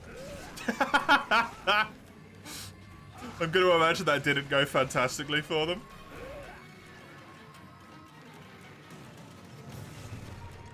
Scarlet Violet could have been the best game ever played. Yeah. Scarlet Violet plays bad because the Switch is bad. Yeah, that was a big one.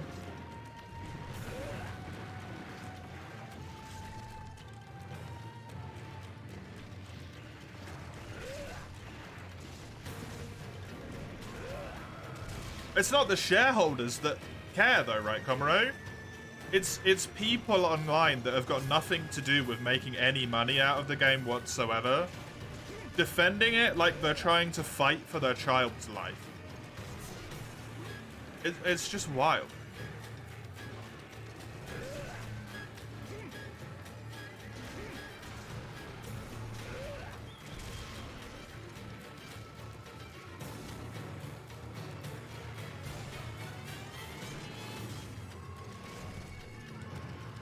Hell, to even pull it back to Monster Hunter instead of Pokemon, right? Not to harp on Rise over and over again, but it's like Rise.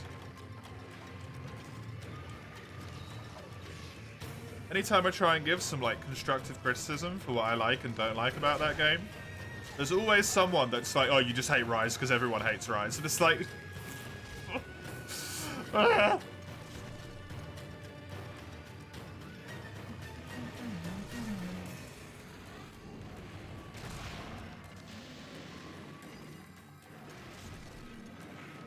You once saw a thread on launch day, if you recall correctly, that was a list of every single bug they encountered in their first few hours. Damn.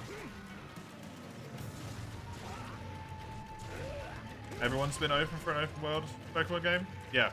I mean, they made it with Pokemon... Was it Legends... What was it called? Legends Arceus? I think? Was that open world? I can't really remember, to be honest.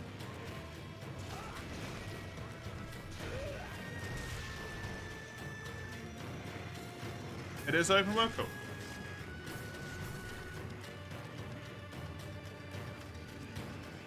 The camps of I like this, so everyone who doesn't like this is the enemy, and people have a reasonable relationship with the franchise. Yeah. That's a good way of putting it.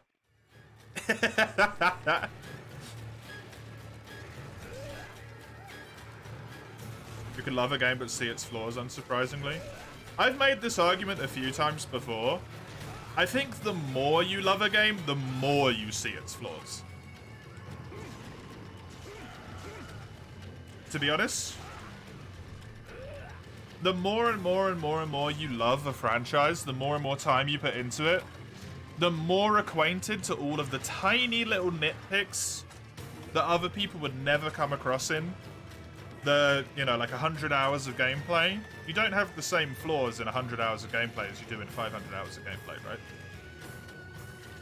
It's just impossible.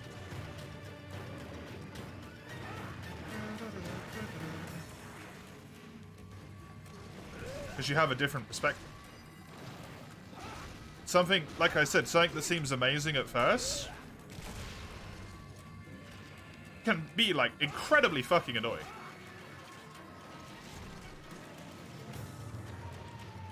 Great example, Monster Hunter Worlds. I personally love raising the research level on my first playthrough. You know where you have to like go back and talk to the ecological survey guy like every time, and then the monster level goes 1, 2, 3, 4 in low rank, and then goes up again in high rank, goes up again in G rank. I love that on my first playthrough. Now? Man, that's so fucking annoying. Every time I replay that game, it's so annoying. I just want to look at what the rare drops are, man. I just want to open the book and look what the rare drop places are. What do I need to do? Break the head. Cool, great, thanks. Why did I need to get level 4 research for this? Fuck you, that's why. First time round was amazing. Loved the hell out of it.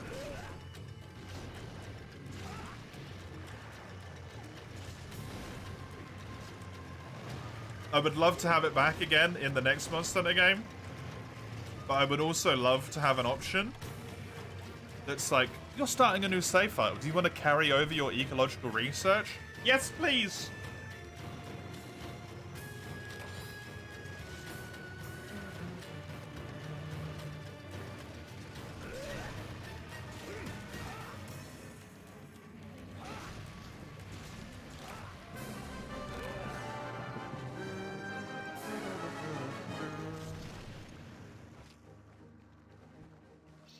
So 30,000 cases, yeah, which is a lot.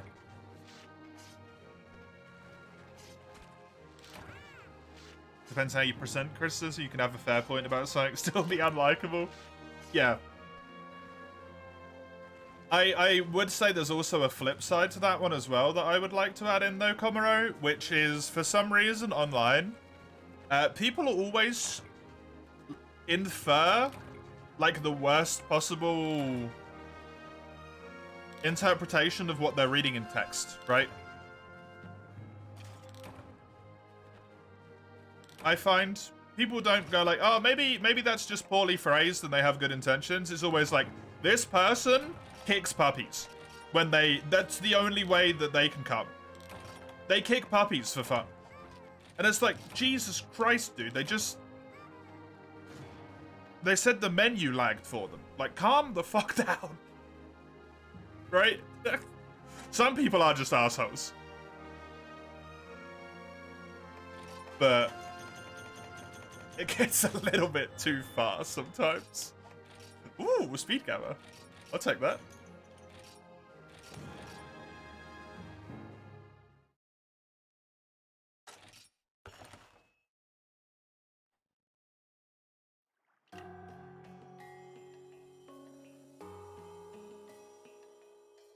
Imagine you lashing out to me because I disagreed.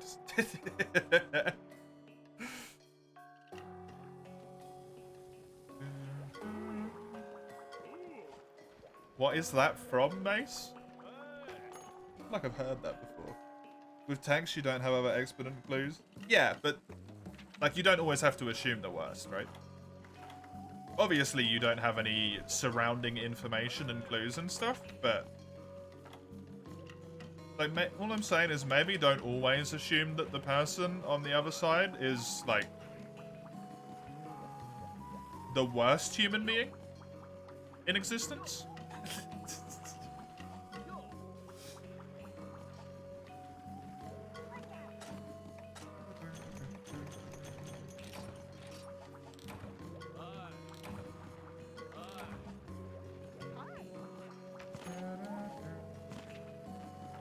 Yeah, there is. Unfortunately, that's very true. That is very true.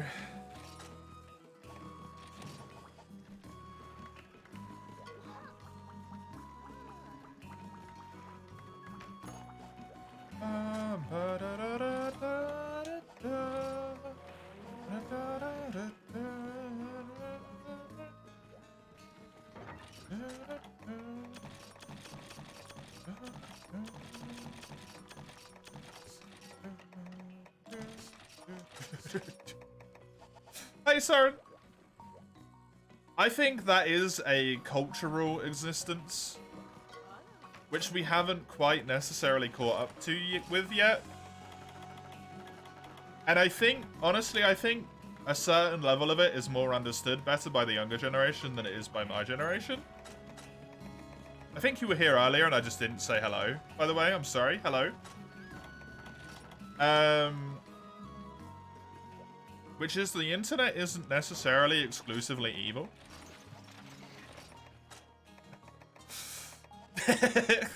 Right? Like, even for me, there's still a certain point of my existence. There's this, like, wriggling, tiny little voice in the back of my head. Which is like, if anyone figures out your surname on the internet, you're gonna die in your sleep, right?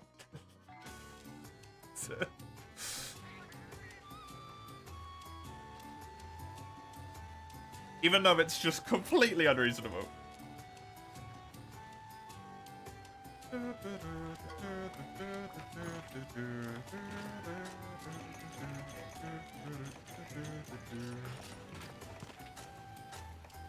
But then there is a lot of people, especially younger people, who are maybe a little bit too blasé about it, but mostly just like, yeah, here's my full last name. It's my username for everything. I don't give a shit. Fuck off. Fuck you.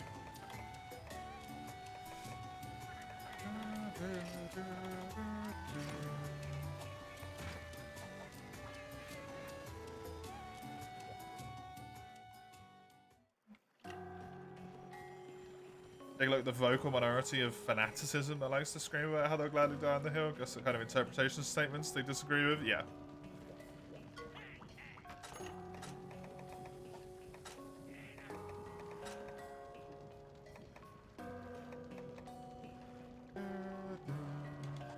All my point is that people get dragged into that a little bit too easily, right? Come right. Into just assuming that everyone is that kind of crazed lunatic that wants to eat their skin before they will agree to disagree on a subject based on something they will like.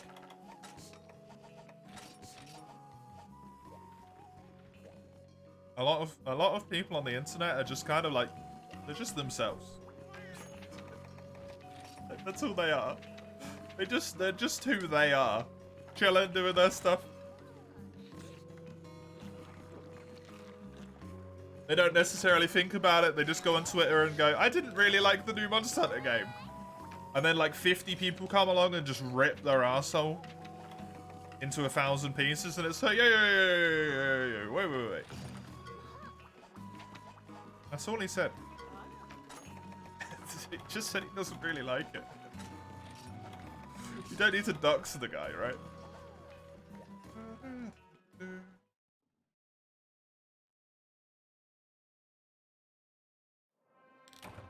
Are you sure people on the internet are real? Considering all of my current group of friends are people I met through the internet. I met my partner through the internet, the love of my life. And also I met my best friend through the internet. Friendser, I guess, because the love of my life is also my best friend. Pretty sure, yeah. Yeah, I'm pretty sure people on the internet are real. You sure TD is real? Yes.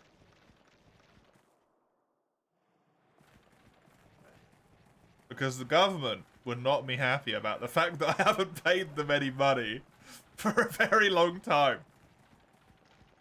For all of the food I've been eating.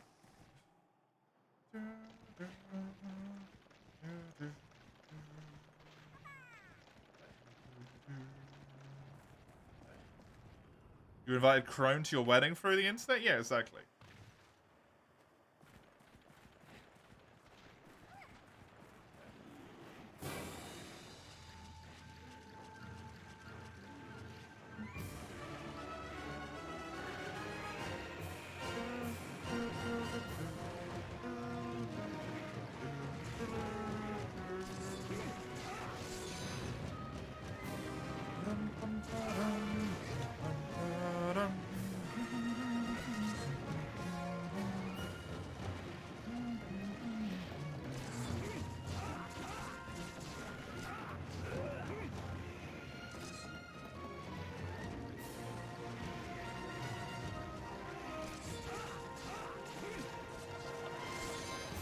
In high school, you talk with friends and you choke them because they disagree. Yeah.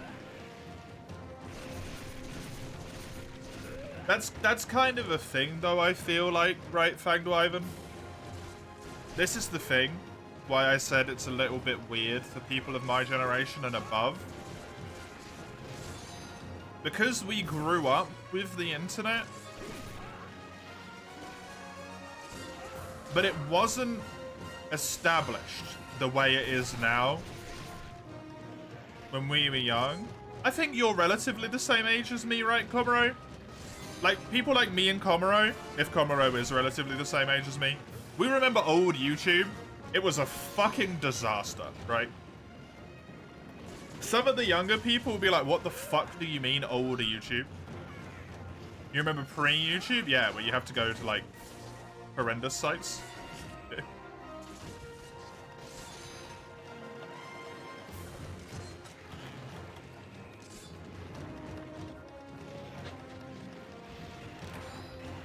But now the internet's a little bit more fully realized than it was. And it's less scary.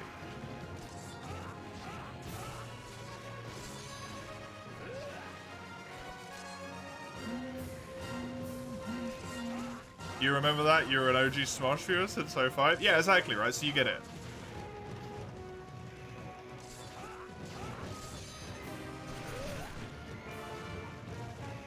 So instead of the internet just being like a thing that exists, which is kind of what it is for a lot of younger people, I believe. It's just another medium of existence, right? For some people that are a little bit older, it's like, oh, the internet. That's where people come and arrange to steal your liver.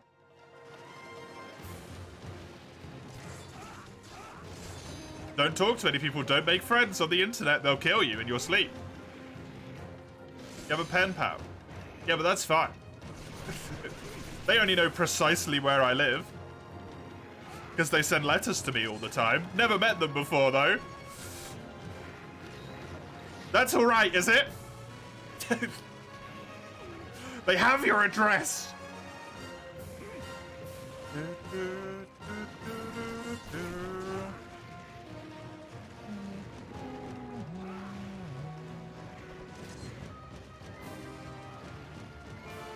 So there's like a weird level of like uncomfortableness and like anonymity pulled into some of the older folk who use the internet. Hopefully will disappear over time, and then there'll be more genuine conversations instead of lots of people just being loud idiots. Although hopefully that's something that humanity kind of works on in general, honestly. Less loud idiots, more thinky.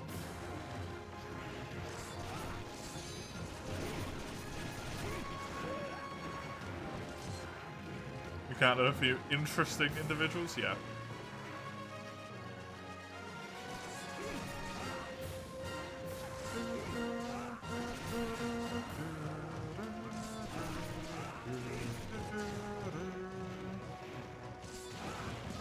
That video was good.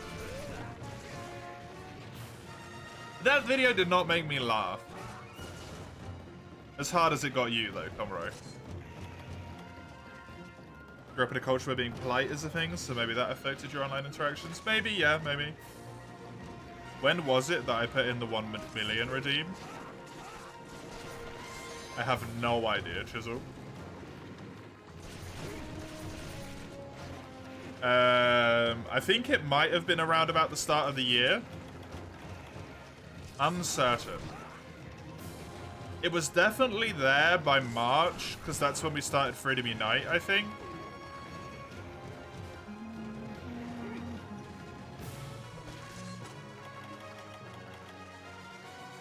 And it was definitely there when we were playing Freedom Unite.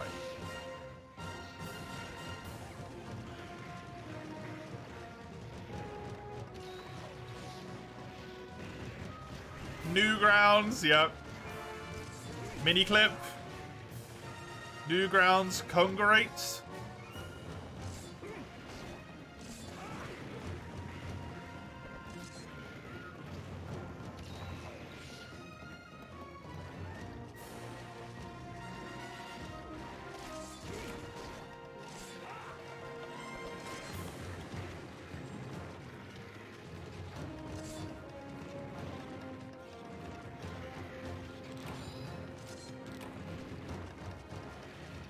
Probably take you longer than the rest of the year for you to redeem it. Probably, but that's why it was set at such a ridiculously high level of points, Chisel. Because of what it is.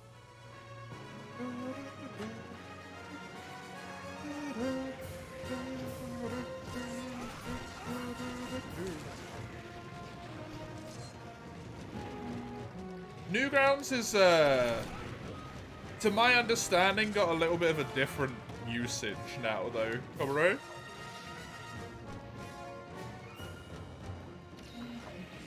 You estimate about 50,000 channel points a month, yeah.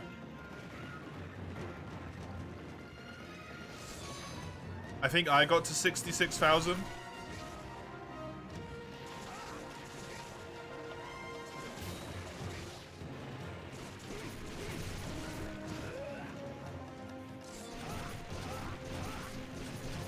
And that was like, if you're there for every hour of every stream.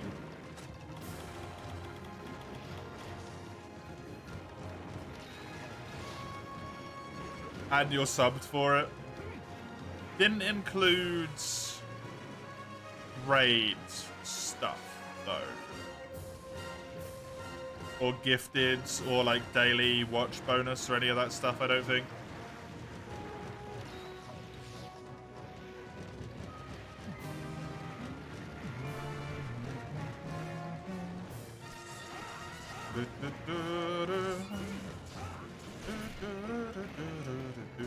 Gotta do a few more raids just to do you a solid here and there. I have decided categorically I will not do raids unless it is one of the streaming event times. So in September, Super Stream September, we'll do raids every stream. Hopefully, as long as I don't forget. Monster Hunter March, we'll do raids every stream.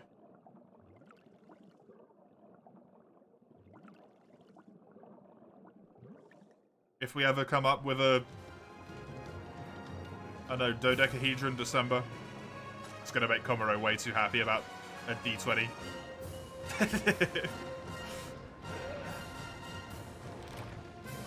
You know, maybe there'll be something in December.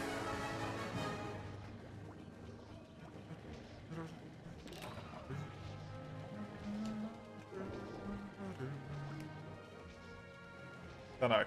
then there'll be raids for that as well. But otherwise, I'm not going to do any. Is a Pokemon run for me foreseeable in the future, whether from polls or from my own choice? It won't be from my own choice. It will be from the magic pot. Here. Fanged Wyvern. This little pot. That has so many scraps of paper in it. Quite a few of these, at this point, are Pokemon runs. There is a black and white Nuzlocke in there. There is a mono color, or mono typing, in a game of my choice.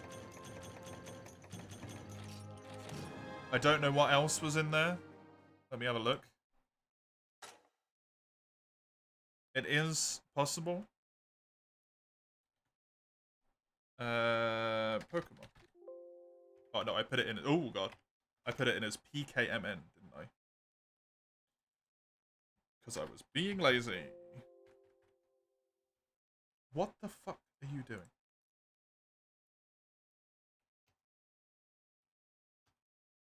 Okay, apparently it doesn't want to search.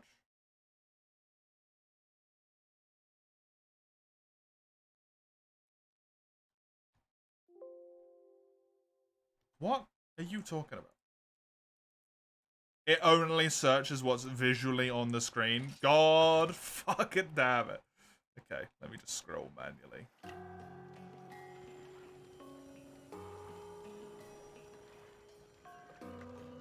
Oh, there's also Heart Gold and Soul Silver. I put Heart Gold and Soul Silver in there to complete the game, capture the 3 legendary roamers, the dogs, and then also to capture Latias or Latios, depending on which version I'm on.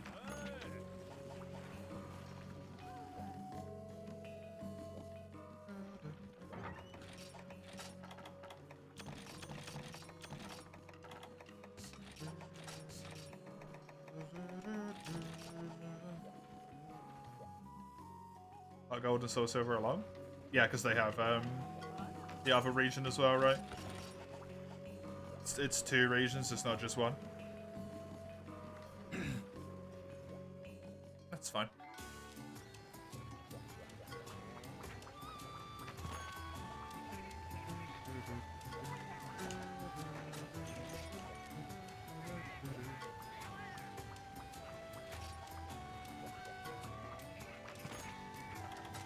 I'm sure there's going to be plenty of the challenge runs in there that will take a long time.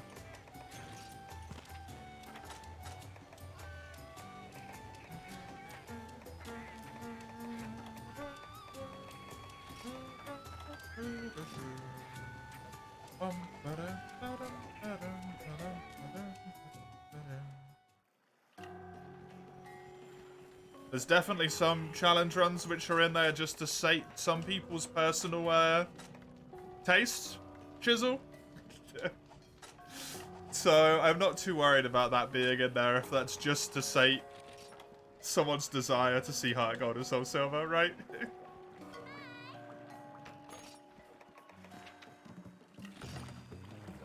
Oh no, Lugia! Oh no, you fool! Oh, that sucks.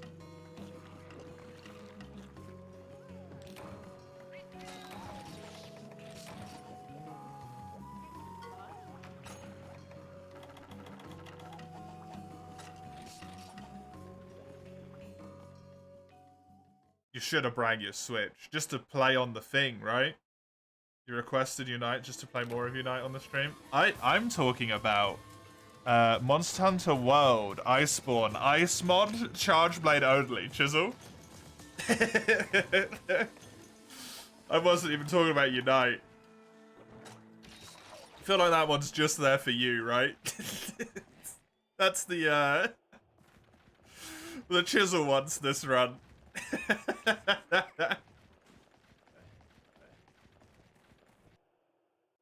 Who was that genius? Oh, look, it says Chisel next to it.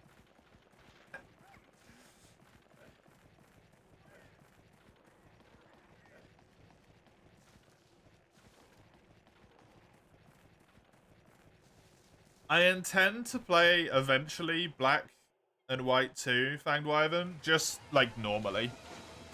Although if the Pokemon World Tournament is post-game stuff, I probably won't do it if I play it normally.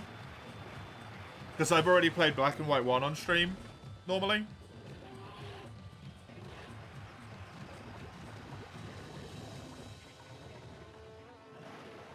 You can't think of any other challenge runs, so you're done asking for now, Dawn. Fair enough. Got a few more ice mod rounds just for the sake of it. Increase the odds.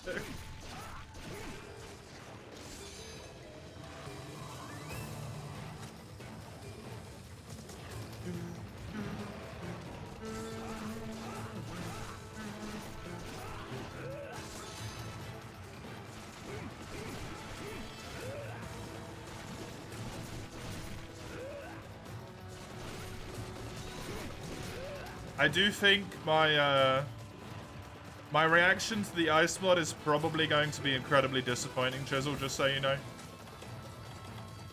I don't think I'm going to find it as amazingly fantastic as a lot of people.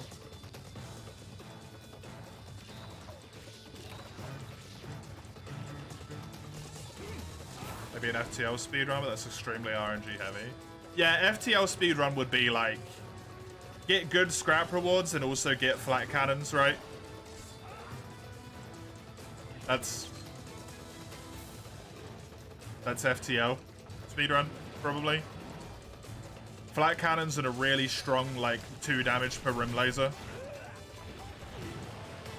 Pray that you don't die.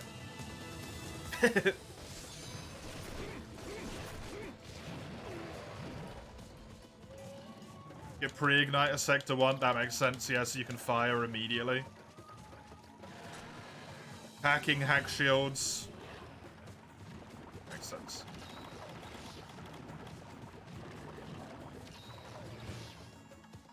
Nuzlocke's a part of future polls. I don't know for the sake of polls, Fanged Wyvern, to be honest.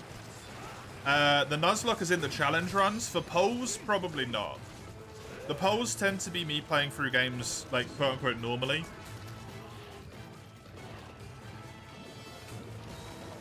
Or if it's a game I truly love, which I'm sorry to say Pokemon is not.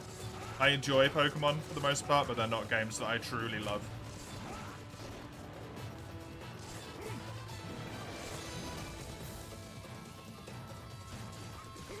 Or it'll be me trying out games. I honestly don't know when we're going to have a poll that's going to be for something maybe a little bit spicier. In a very, very long time, since I have so many damn challenge runs to do. The 4U Collector's Challenge, I think, has been going for 2.5 months at this point. This challenge I started yesterday, right?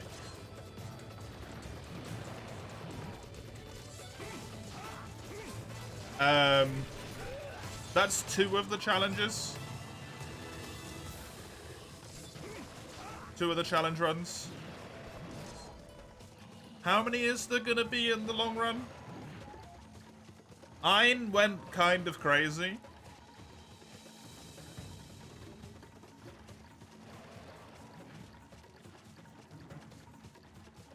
$147.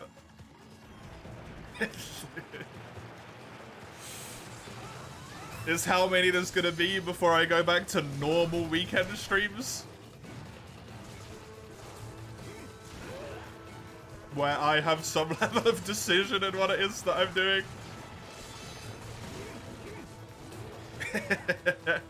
Hey, Chisel. With the gifties, thank you very much. Have some hearts, I appreciate it.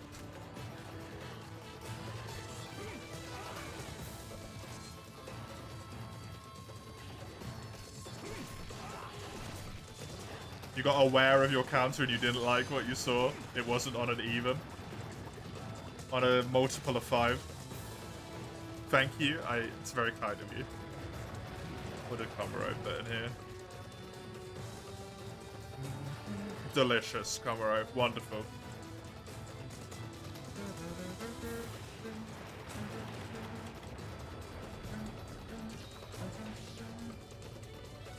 feel like I can turn that alert noise up ever so slightly. I feel like where it's at is a little bit too quiet. Let's try 6 instead of 4. Multiple of 5 or something palindromic, right? Yeah, where it's all this, it's same backwards and forwards.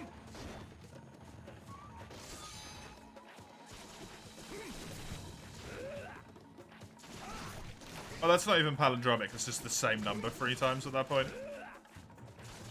It's palindromic 1, 2, 1 would be acceptable as well.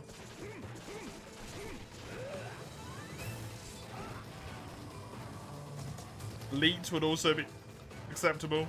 Presumably 420 as well, but that is a factor of 5.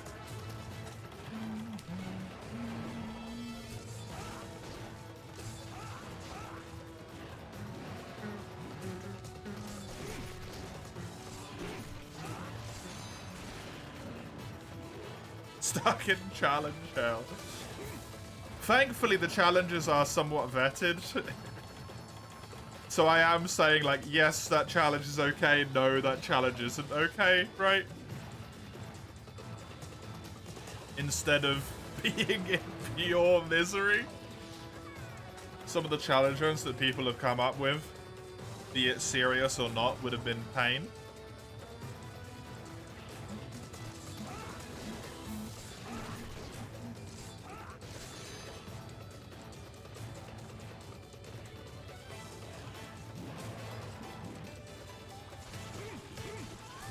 When I go through the Souls games magic only, it's probably going to be pretty annoying, to be honest.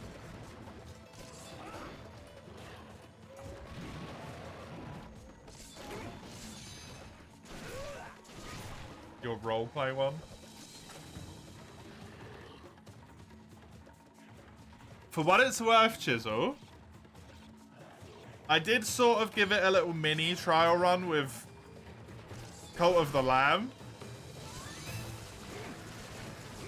Right? And it felt so horribly uncomfortable.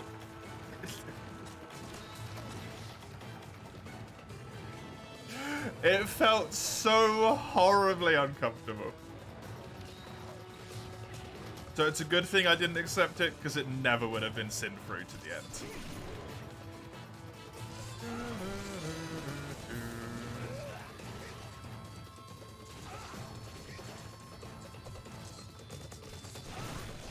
Good one could be I'm not allowed to use a specific type of Pokemon and moves. There's kind of something in that already, where I'm only allowed to use one type of Pokemon, but one type of moves could be interesting as well, yeah. Or like not allowed to use moves would be interesting.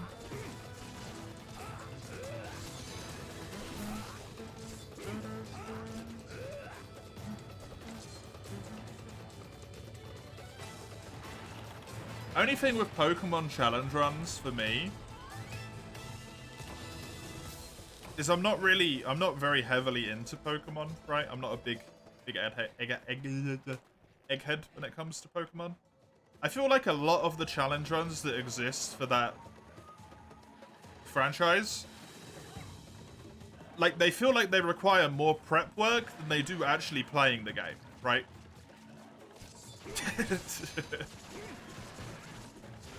Well, unless that one thing that allows you to hit flying types is allowed as well, Dawn. The one that grounds them, whatever that's called.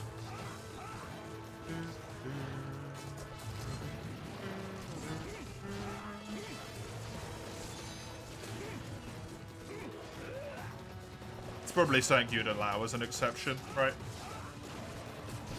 Because it's to enable ground type moves, which means it's an honorary ground type move.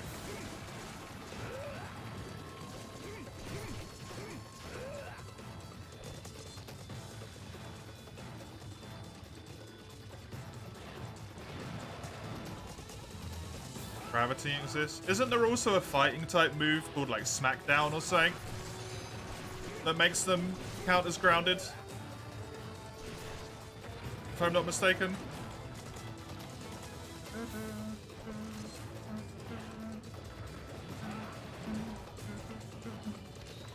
So there's also that. I'm sure there's some others as well.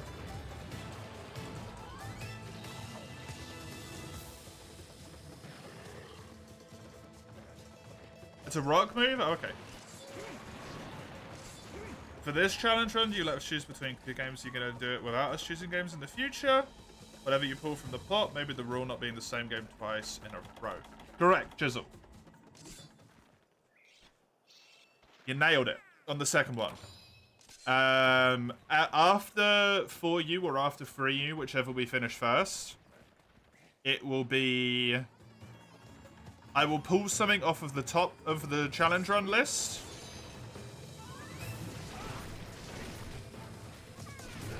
And then that will be what we do.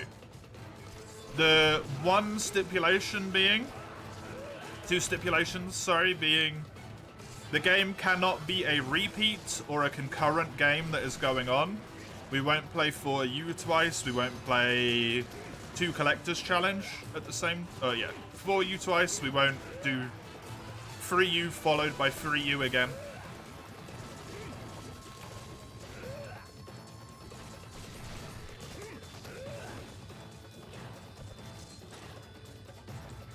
So that there is some level of break there.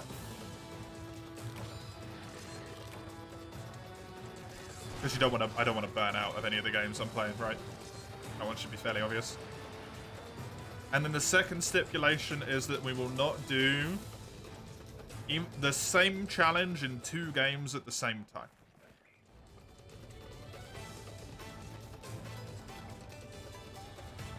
Basically.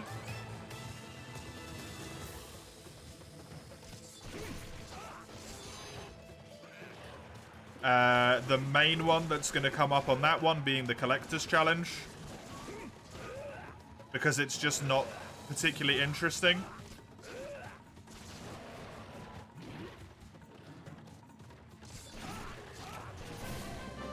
To be like, hey, we're spending hard grinding in 4U and then we're going to go play World. And you know what we're doing in World? The exact same type of hard grinding. If it's a different type, like it's a mono monster run, that's a little bit more interesting, I think. But if it's literally the same, it's the most boring shit ever. I don't want to do that to myself, and I don't want to subject other people to it either. Most ground types get a decent rock type move coverage, no issue against flying. It was if it was limited to specifically like ground moves, though. Thank you, Ivan. If you were only allowed to use ground type moves, for example. And then I was saying, like, stuff like Smackdown and Gravity. I would say at that point, you consider those moves enablers to be able to use ground types. Otherwise, literally the first flying type you came across, you just wouldn't be able to kill. Right. You'd just be fucked. And the run would end.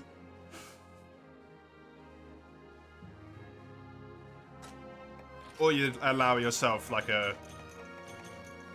Basically, like, if I can't hit them, I'm allowed to use a different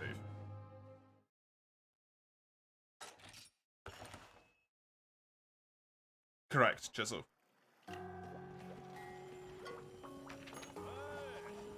Next game will not be 3U or 4U. And it cannot be a collector's challenge.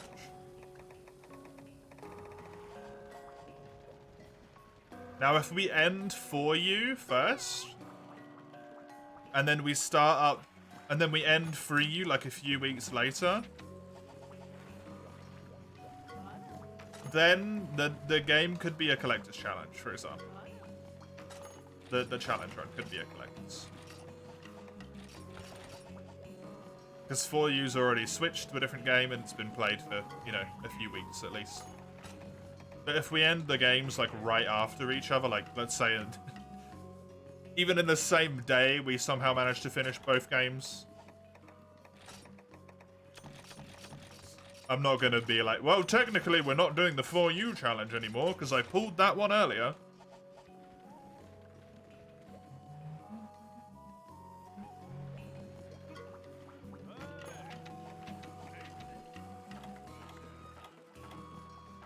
Some level of logic will be applied.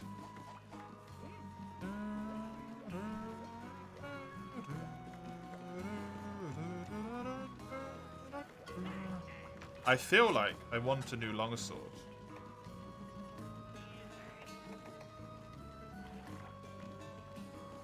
But I kind of want this one. It's got a little bit of green. But also, like, it has a little bit of green. So I'm just going to get that one instead. Why does 3U look smoother and more detailed than 4U? Detailed?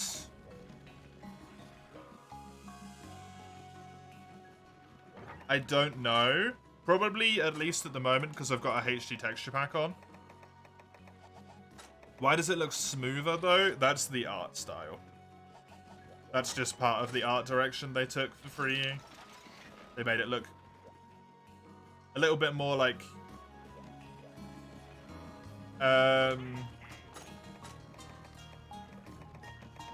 poppy in the colors. Like, they're washed out, but whenever the colors come through, they pop through. Damn, I really wish I didn't build that one. That's a hell of an upgrade.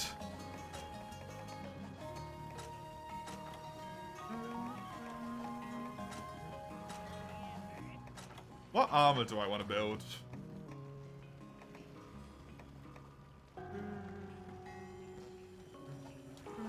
Let's have a little look-see on Kadarako, maybe?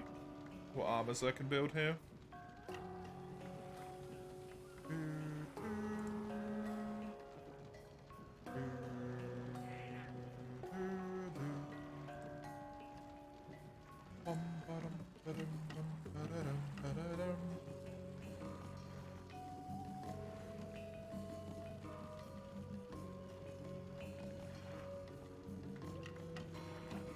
Okay, let's not look on Karaniko. Karaniko kind of sucks for this one. MH3U armor sets.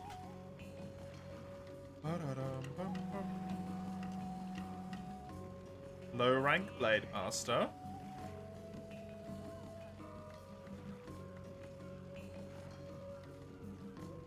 What do we got? Jaggy's got attack up small, 3 slots, half stun. So we could get an attack up like medium in there. Azeros has a whole bunch of shit that's not really that good. Now, Roggy. Sexy son of a bitch that Roggy armor is. It has 5 slots. It has razor sharp. Man.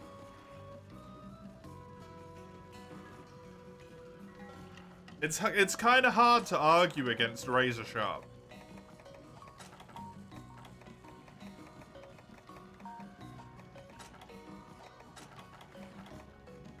And I get to look like a cowboy.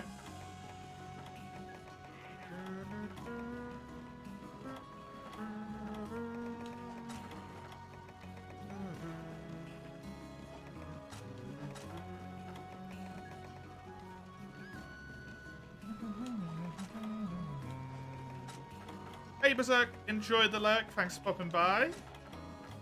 I appreciate it.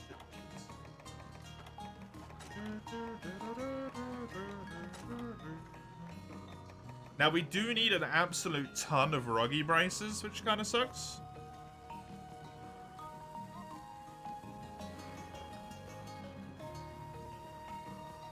We could just go for Jaggy.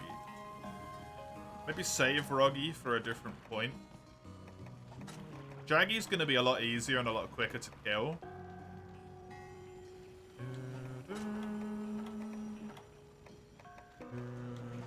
I think Jaggy, maybe. We can look like the cowboy maybe in G rank. Because I know for sure that Roggy armor, I can't upgrade shit though. Oh. Fuck. I was gonna say that Roggy armor I know in G rank can carry me all the way to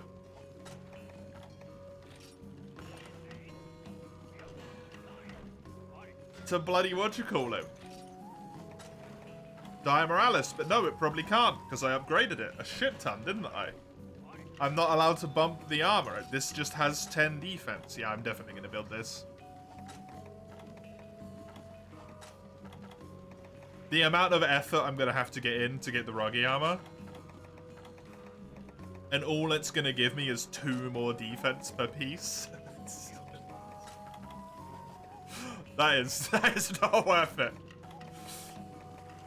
Right, I do need more Great Jaggy stuff. I also need normal Jaggy claws. I need another frill. Then normal Jaggy stuff. Cool. Let's do that then.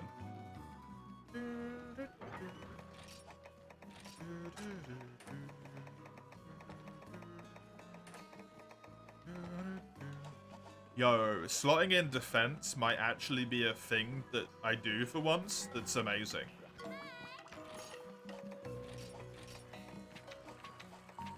Which is such a wild thing to consider. I might actually legitimately slot in defense because I want the benefit. Instead of having to build a new armor set. King's Frails?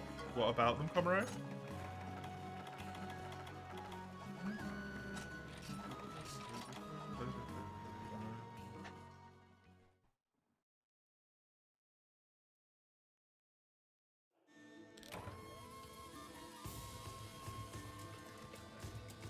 The Thanos meme for you? Oh! I think I remember. Part of my brain instinctively chuckled, so I think I remember, yeah.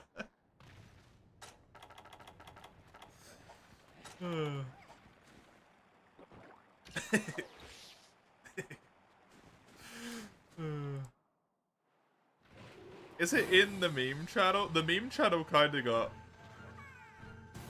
filled with a lot of stuff. No, it's not. It was pre-meme channel.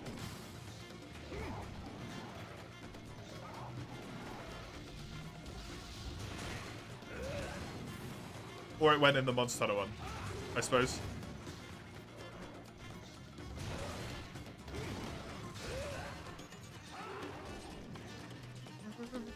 Bonk.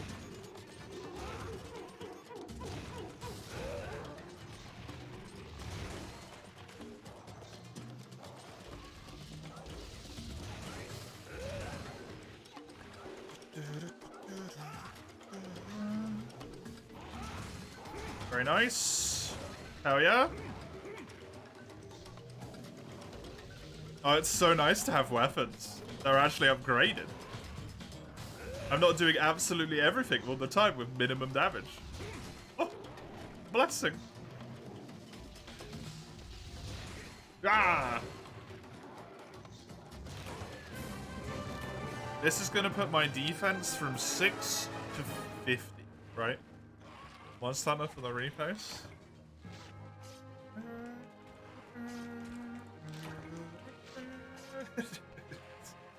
Yep.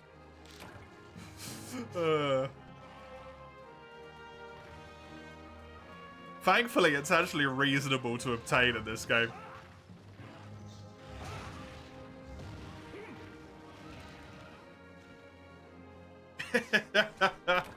Oh, that's a really good one, Comro. I like that one.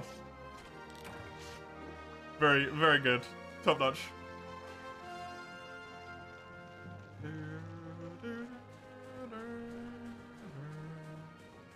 Reasonable for you. Yeah, you don't have to do 90% of his health to his fucking head. Or whatever it was.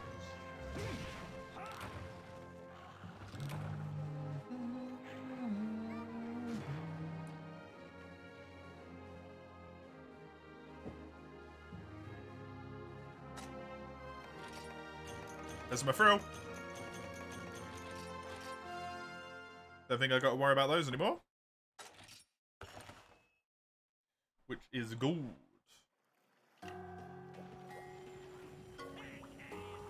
Magic Armory, man. Tell me the good news. Van braces.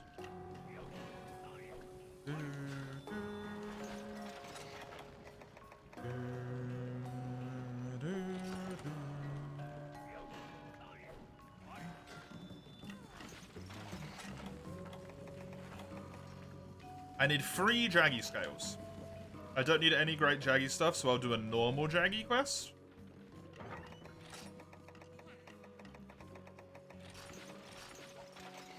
How glorious it is to have upgrades. Look at this, I have purple stuff.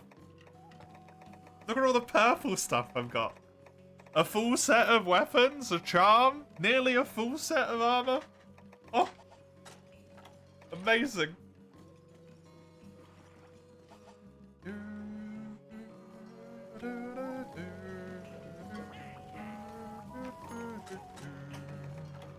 Attack decos are actually good. Nope, they're actually not good in this game, never mind. Rarity 2 stuff in stream number 1. Stream number 2. Come bro, stream number 2. Let's not get ahead of ourselves. Let's not get ahead of ourselves.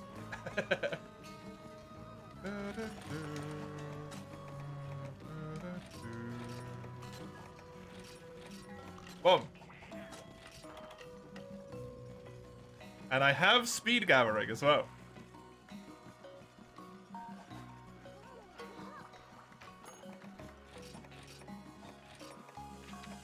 We'll do farm aid, because that's going to give me the things that I want. Don't really need to eat for farm aid. Fuck yeah. Enjoy your leg.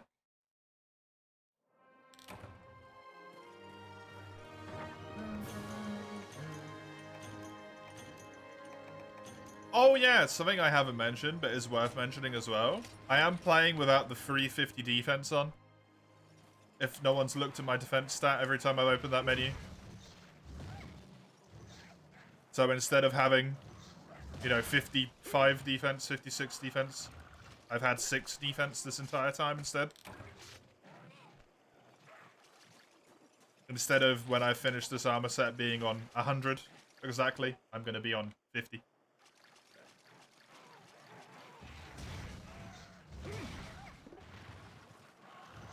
So the 50 armor upgrade is way more significant than it would otherwise be. Going from 0 to 50 is probably a lot better than 50 to 100, if I had to guess.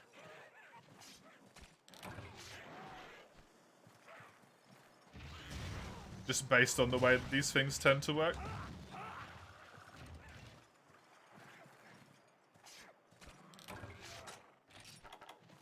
Still going to be damn nice getting to 100 though, don't get me wrong.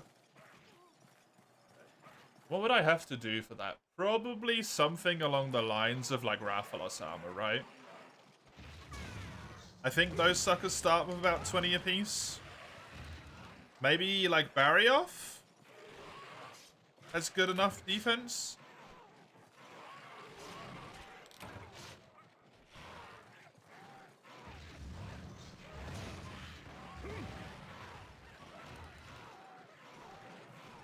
I want to have distinct armors as I go through the ranks because I'm an idiot and I make stuff harder for myself when it doesn't need to be. That's why I was saying I'm probably going to save the rugging armor for G rank because I don't want to use it in low rank and then also use it again in G rank. I'll probably use it just in G. Rathalos armor, Azure Rathalos armor. I'm not generally a fan of the way they look, but might be good armors to actually use at some point. Volvodon armor is really good early high rank. Probably use that one early high. What else we got that's good?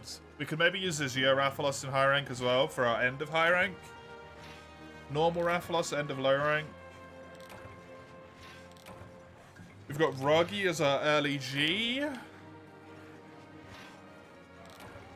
What about mid/late G, huh?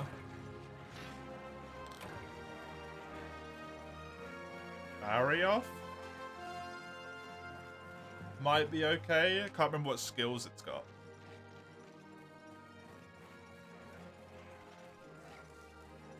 Don't know if I'm going to want Barrioff armor. Also, Azure Rathalos armor for high rank. High rank village final boss is gonna be Lagiacrus, right? Hey! Kaiser Soze, thank you for the follow. I appreciate it. Hope you enjoy. Bye. Ruminating on equipment here.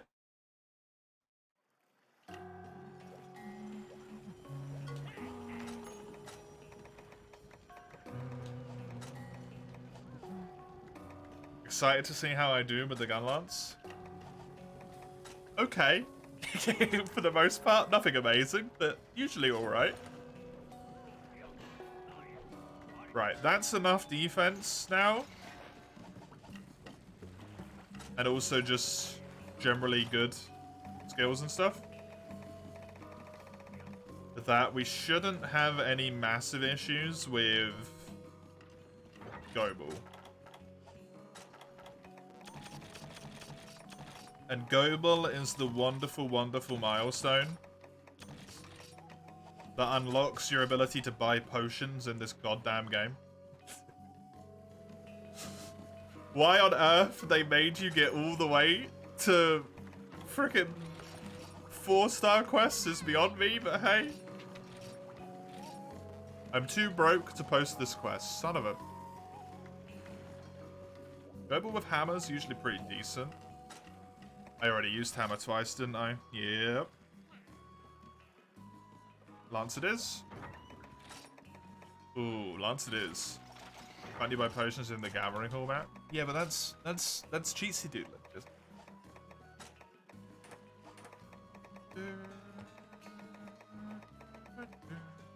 I can't get them in Village.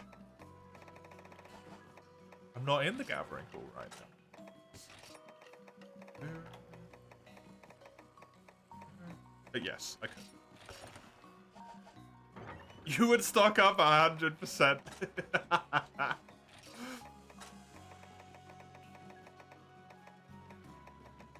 Like, if I'm not making this game arbitrarily hard of myself for absolutely no reason when I'm already doing a challenge run, who even am I? At that point, who even am I?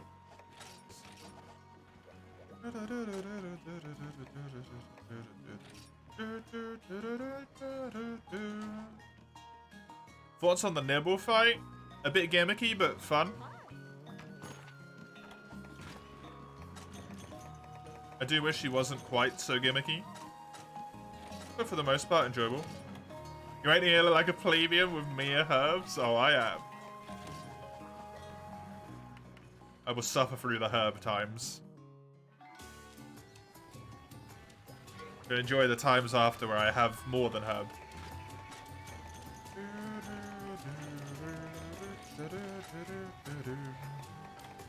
Give me some honey, please. Thank you. Give me some blue mushies here as well. Will I do multi on this one? I will, yes. Because of the way that I've set this up for myself, this challenge, I won't do the multiplayer.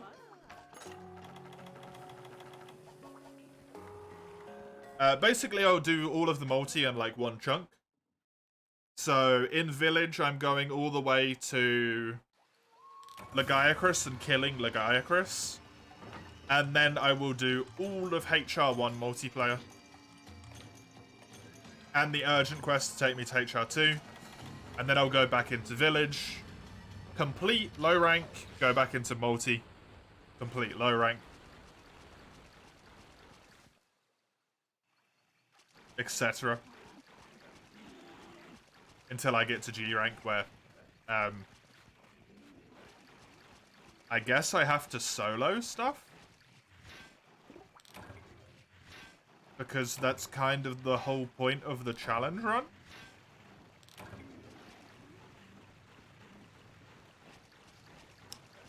So that might be a bit tough.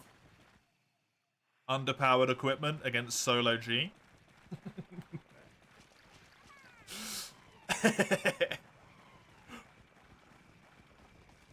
That's gonna be neat.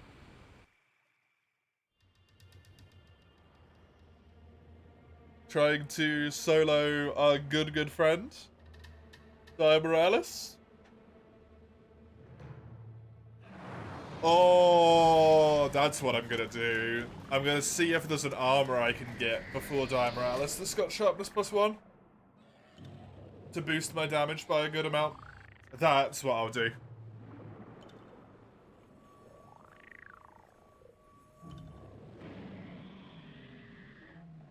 Make it true solo, don't bring the Shakalakas. Now I need them. They distract the monster for me.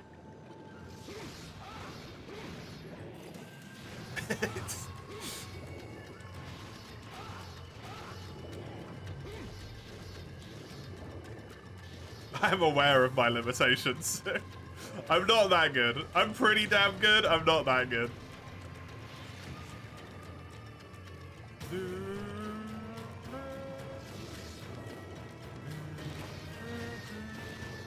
Man, it's gonna be a real pain in the butt to try and juggle having like one level of evasion and also a skill that actually does damage throughout this whole run.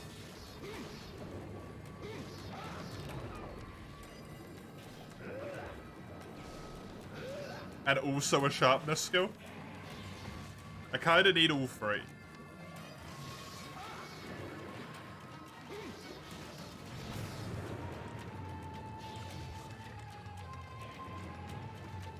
Naga? No, because I hate the way it looks.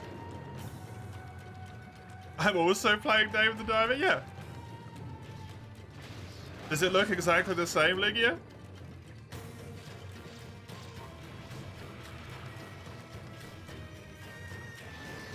Can you feel the MH3U influence on Dave the Diver?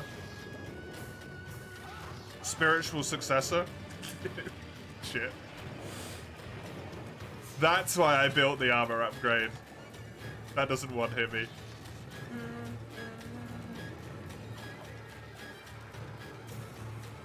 Now, the issue with the Naga set, aside from the fact that I really don't like the way it looks, is that it has evasion, it's got evade distance, but it doesn't have a good enough damage skill. And if I remember, it has like decent slots, but nothing fantastic, really. So I'm not going to be able to slot in like a sharpness skill and also a damage skill.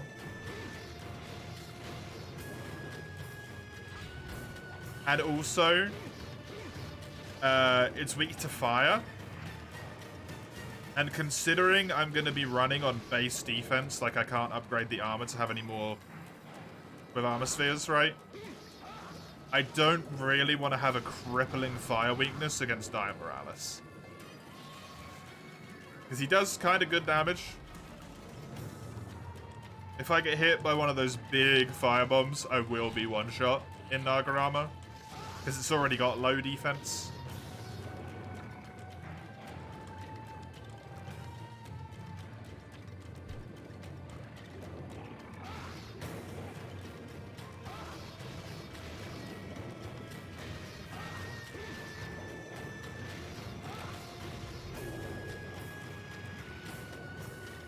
So I think that one might be out. It's also not really viable in high rank. Because of Ivory Legiacris being the village boss.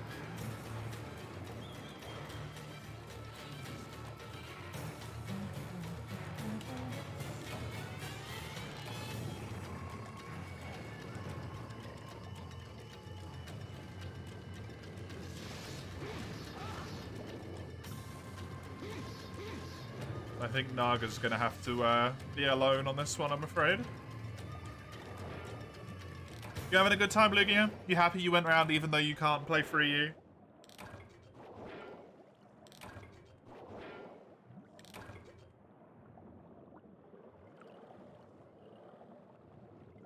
Or GU?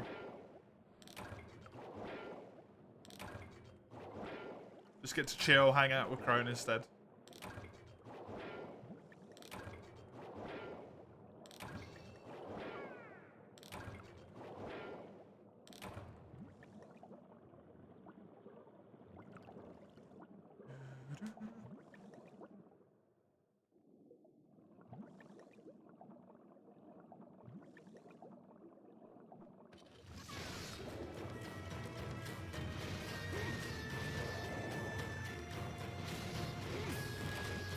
don't mind you asking, is this the Wii U version or the 3DS? This is the 3DS version, but via emulation. So this is Citra.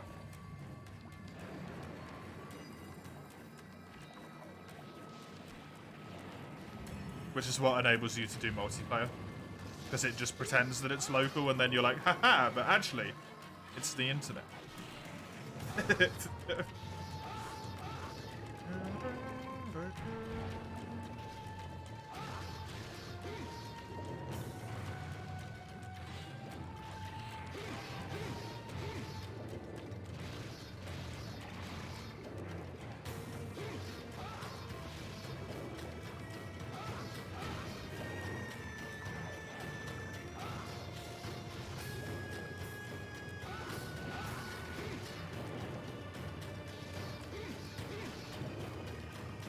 You know, it's so nice to not have to, like, super worry about trying to be super quick while fighting Goebel.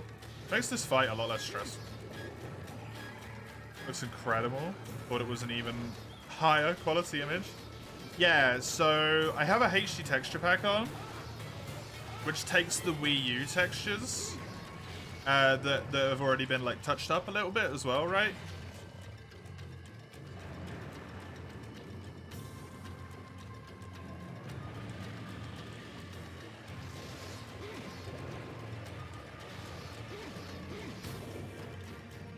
And then also I have it running at a higher resolution. So I've got it running at 1080, 1920 by 1080 normal PC monitor resolution. Instead of the DS's frickin', I don't know, 256 pixels or whatever it is.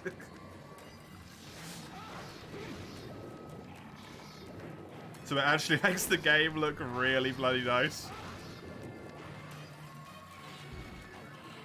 Thank God for custom textures on emulation.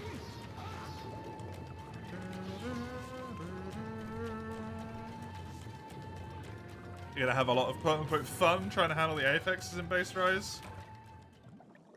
With base defense armor, and that's before even hitting Nawa and Ibushi, yeah.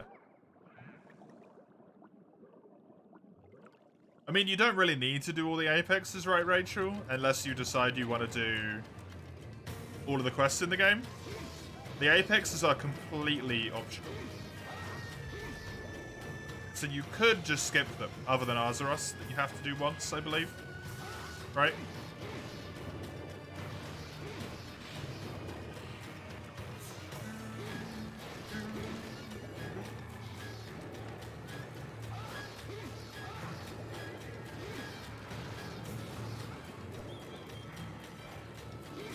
Need their rampages for decos. Do you? I mean, you could live without attack up and stuff, right? That's not going to be the end of the world.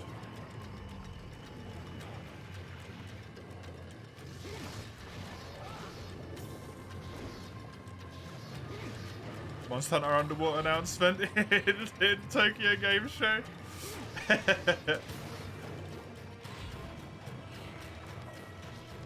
We shall see.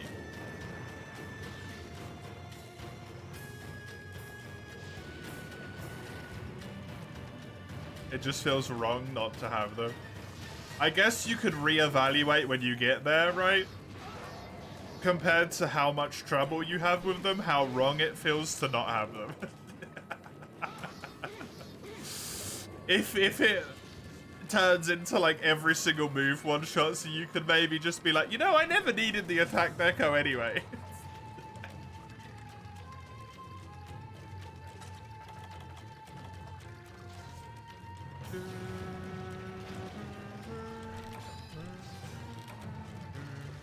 At that point, what you do is just claiming that you're making the challenge run more difficult for yourself.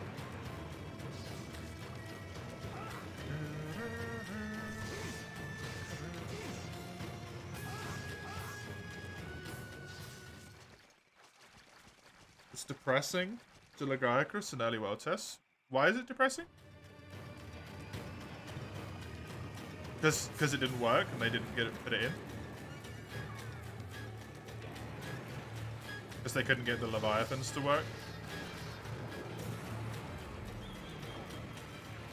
To see it scrap, yeah, It didn't work though, right? They did actively say that, like, yeah, the model just didn't work.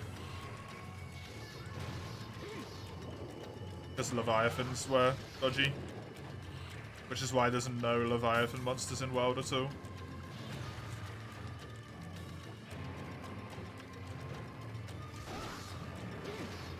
I also think because they scrapped underwater combat, they decided to scrap the idea of putting laggy back in the game, because laggy without underwater combat sucks.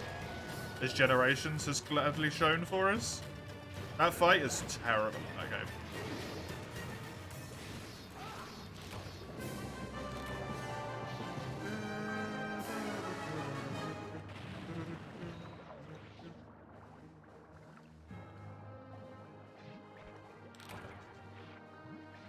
And if they put him in the game but didn't get the underwater combat in, I don't think it would have been a glorious return of Lagiacrus, right? It would have been like, oh fuck, here we go again. It's a long Kezu, wonderful.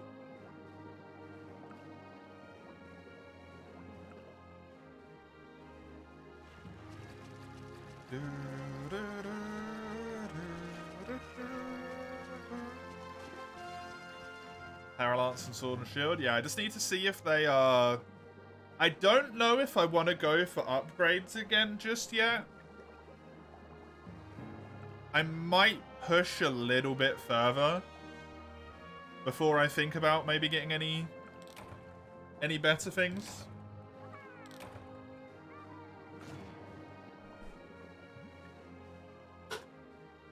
Let me just go close some doors and stuff real quick because it's getting a bit cold.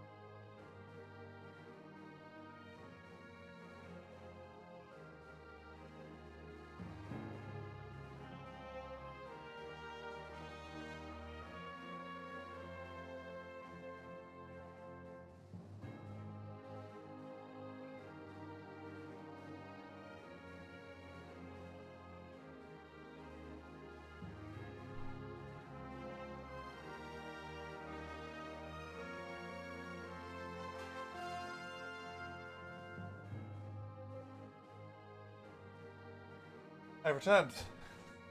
Ah.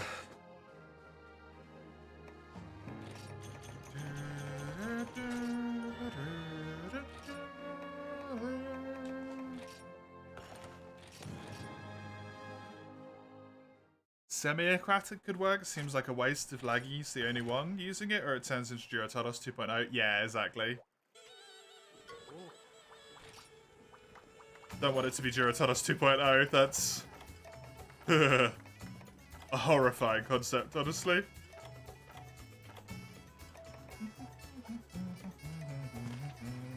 Am I mocking you playing 3U? Maybe I am. What are you gonna do about it, eh?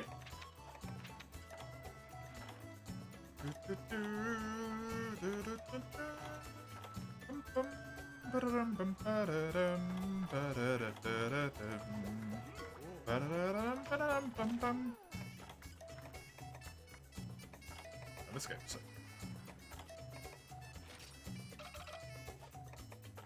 I like this game.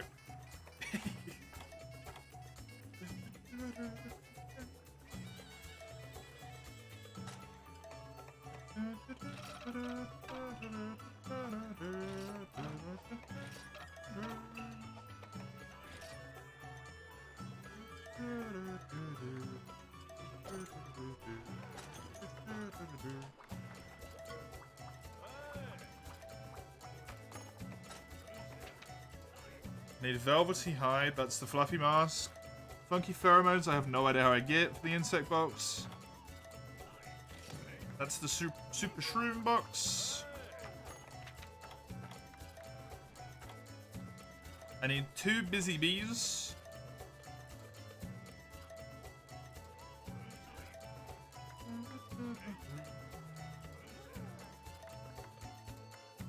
I don't know what this is for. Okay. Do you have busy bees for me? You do. I don't think I've got enough resources to trade for that, unfortunately. No, I do not. Cool. Well, I will go and do some commodity hunts at some other point when I need more stuff than just what I need at the moment.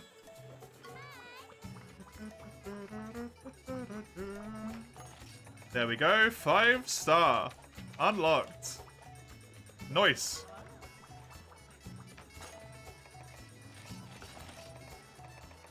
I can't loot yet. I couldn't watch or join it because I'm working right now. You know this. So cruel of you.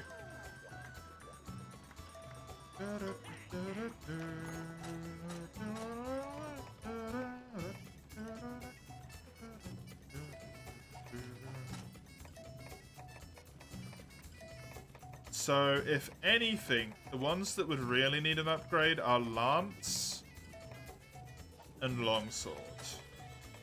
Longsword cannot be upgraded again. Lance also cannot be upgraded again. Cool.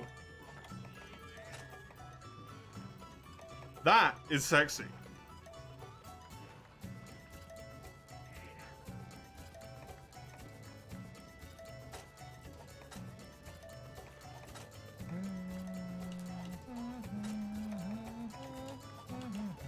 I think we'll go a little bit further before we attempt anything else here, because honestly, not great options. Let's get the boring quest done first.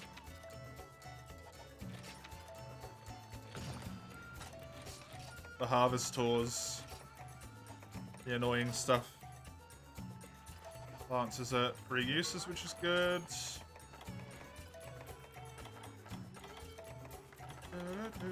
Shame I can't buy Farcasters, but hey.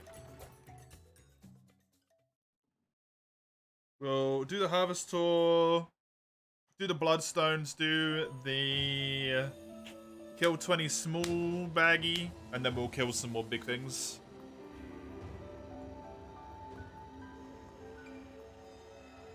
I'm relatively confident. I'm not super confident, but I'm relatively confident that I can kill Legiacris in this armor. And even if I can't kill Legiacris, I am certain I can kill Rathian, and then I could build Rathian's armor. So that's also an option for me.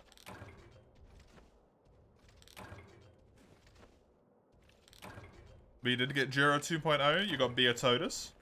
Is he Jira 2.0? Or is he kind of just Jira told us? Jira told us. But now he's colder? Like, that's kind of the only difference, right?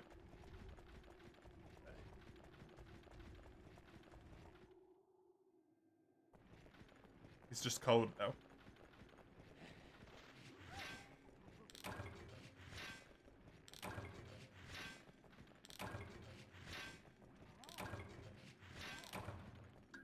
Of course I'm getting all the bloodstones on this quest where I don't want them. That's what I want to see. Stuff like that. Icium. Other things. Geratudas.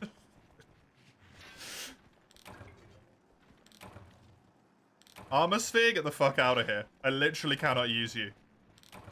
You are actually completely, fully useless to me. Go away. We got Lavasioth, Madasioth, and Snowsioth. We did, yeah. Unfortunately, as disappointing as that is.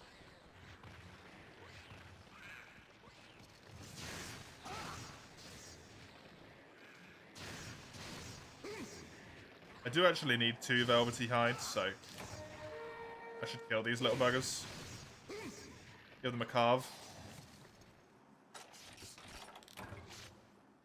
Giggy extract I do not care for. That is what I want.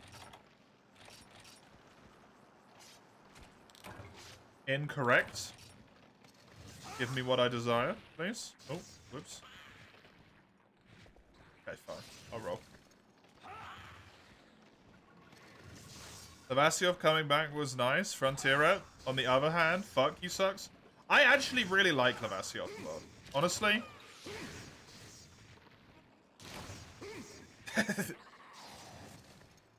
I think Lavasioff in World is about as good as Lavasioff's ever gonna get.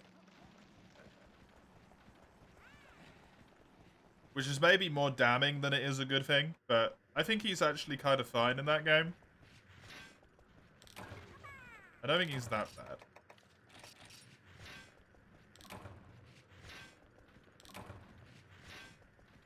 He doesn't stay in the lava too much and be annoying. His central mechanic is relatively annoying, but it's also incredibly easy to play around. And it's also Agnactor's central mechanic, and if he was in the game, everyone would be praising it constantly, so I feel like that's kind of a bullshit complaint, right?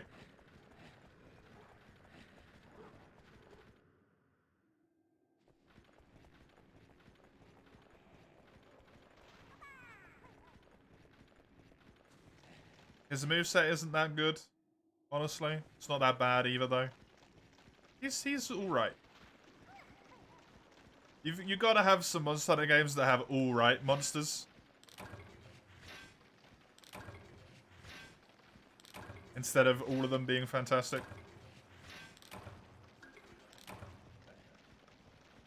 You'd still rather have Agnactor, though? Yeah, obviously. I'd still rather have Agnactor myself as well, but if they can't get the Leviathan model to work in World without it clipping horrendously, and then they reuse the asset by giving it to Lavasioff instead, because they can make that model work, it makes a lot of sense, right? Instead of wasting the development time on all of the Agnactor's armor, and the logic of how it works, and then just being like, eh, fuck it, that was pointless. Might as well give it to Lavasioff. Makes the fight a little bit more interesting.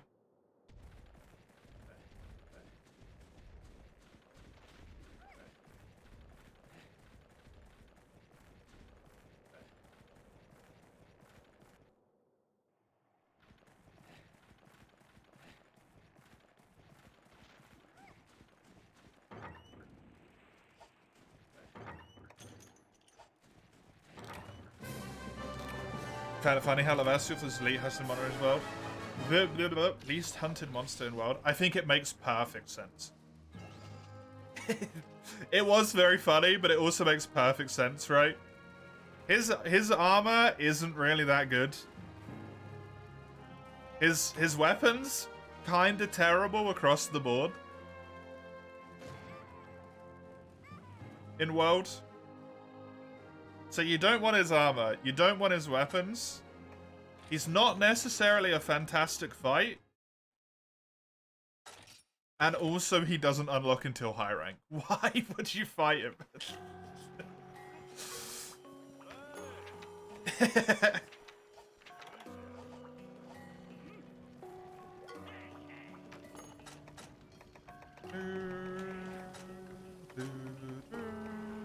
Oh no, what, my dear?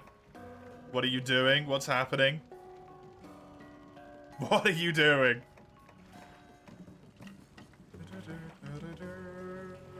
I'm concerned.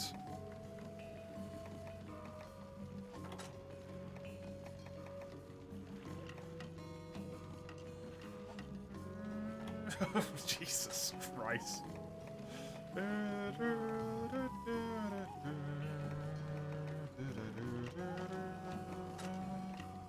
Yeah, the Assassin's Dagger's already pretty good, so I need a really good Sword and Shield upgrade in order to justify getting it. These are not it. To be honest. No dual blades upgrades. The numbing bird's pretty good, but I don't think it's got enough raw damage. Oh my fucking god. You're back early? Hello? Why are you back early?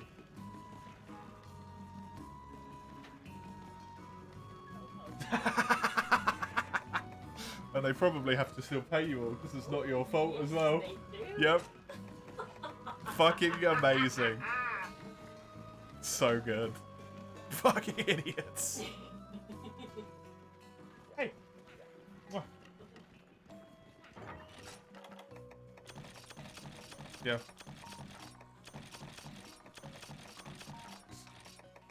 Yep. Very good. What happened? There has to be a first aider on the premises, specifically a manager who's a first aider on the premises at all times. And there wasn't one, so everyone had to go home. And they still have to pay all the stuff because they were rotated for those hours. So Teeny gets to come home an hour early and still gets to be paid for it as well because it's the company's fault.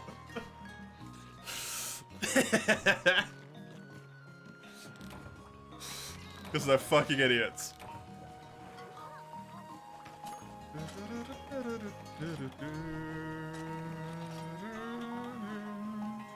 Hey, there's the upside, my dear, of the place running like shit, is that sometimes stuff like that happens.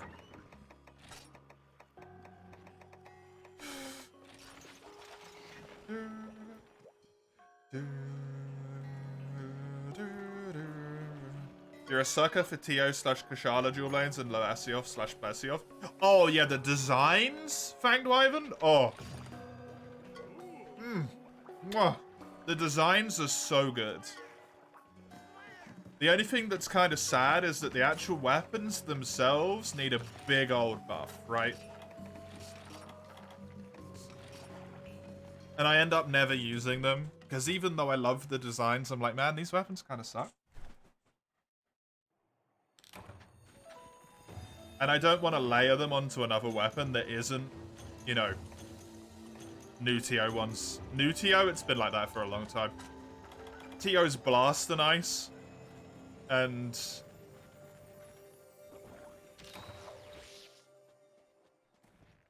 Plesioth, Loasioth is fire and water.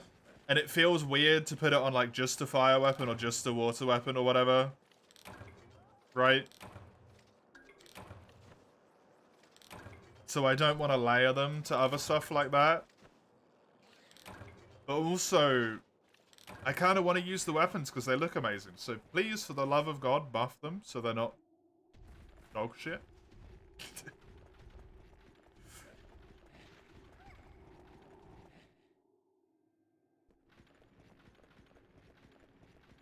The back door's still open.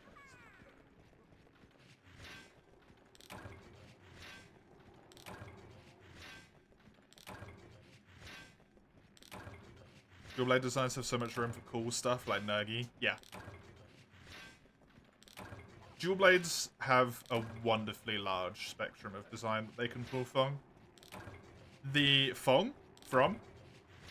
only thing that kind of runs into a bit of an issue is sort of something that's happened with Longsword as well.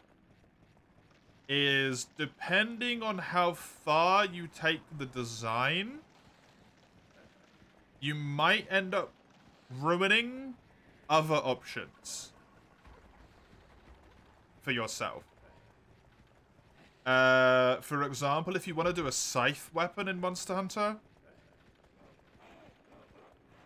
Longsword kind of already has a lot of scythe-based designs, right? Do you take those and give them to the weapon that's now a scythe? Or do you just... and then, like, change the longsword designs? Do you leave them? What do you do? If you make a cestus, castus? Fist weapons, basically, like armor for fists that you can punch with. Does that Nergi dual blades now become, like, the punchy weapon? I don't know.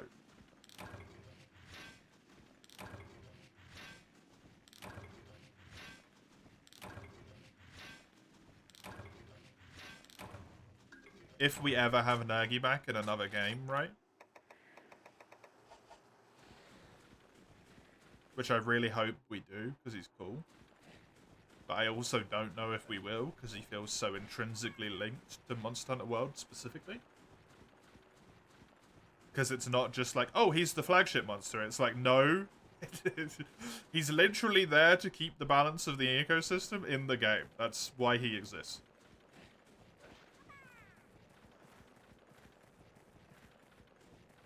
You always love the insect dual blades. The insectors, the insecticizers. Those are cool. I like those as well. Really good designs. They have fantastic sharpness. Okay, not great raw damage. I think in this game they've even got dragon damage, right? At high levels, which is cool. Good weapons, especially in MH3U, where they have dragon damage. They're just sleek. They look good.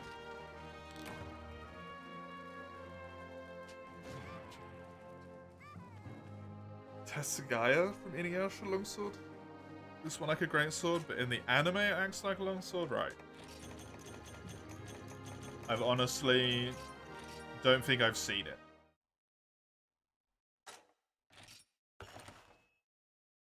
So I don't, because I don't tend to play with the event quests and stuff.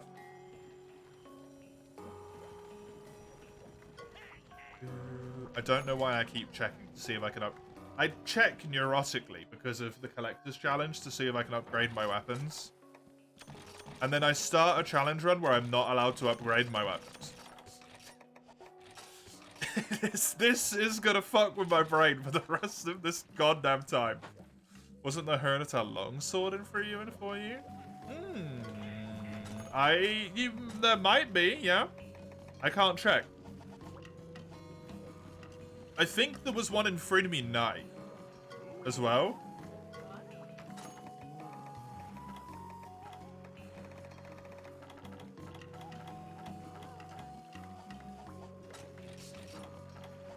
Oh yeah, Bug Knights, that's what I want.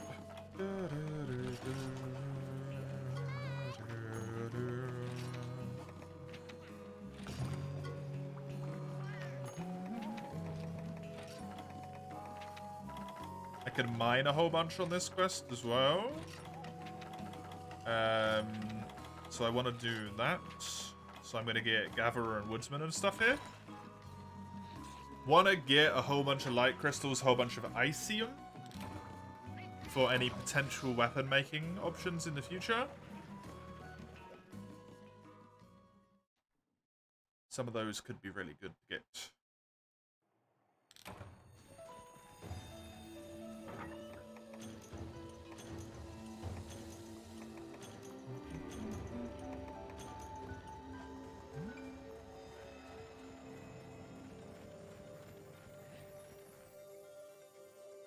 Probably in Freedom Night. Everything's in freaking Freedom Night, right?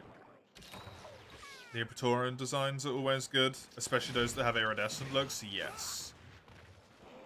Absolutely yes. I really like this longsword, actually. It's a nice longsword.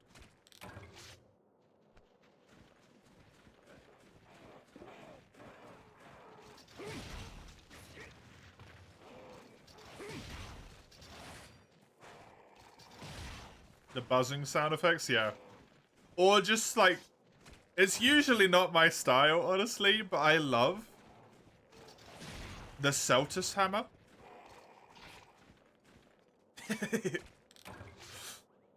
Which is just a drill. It's just a drill. Just why not? It's a rocket-powered drill.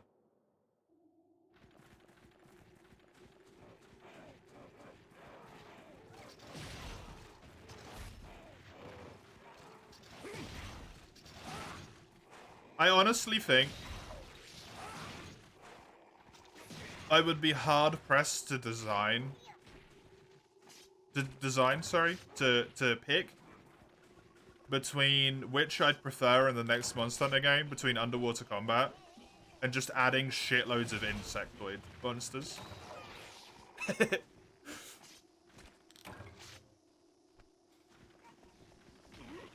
Just give me tons of insect monsters, man. There's so many good insect monsters. But there's also so many good underwater monsters that could happen.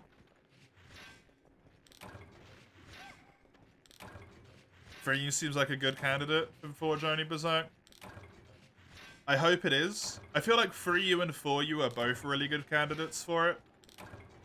And they're both the ones that are entered. So hopefully that ends up going well.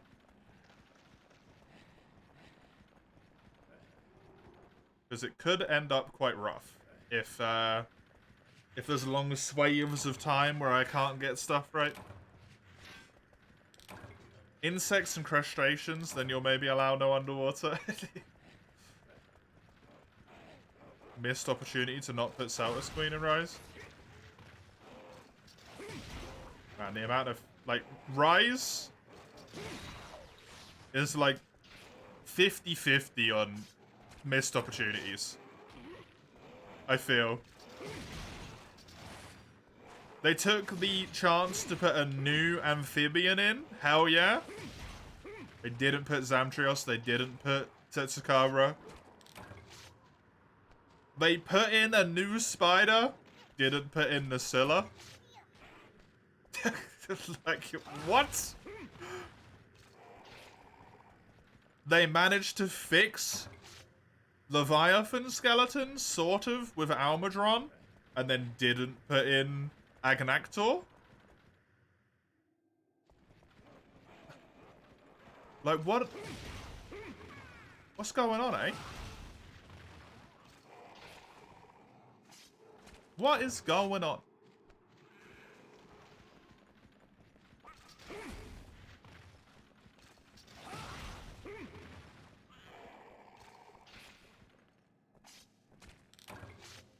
All sorts of weird stuff. You think the pink and green gorillas could have been in Rise? Congalala? I think they would have fit, yeah.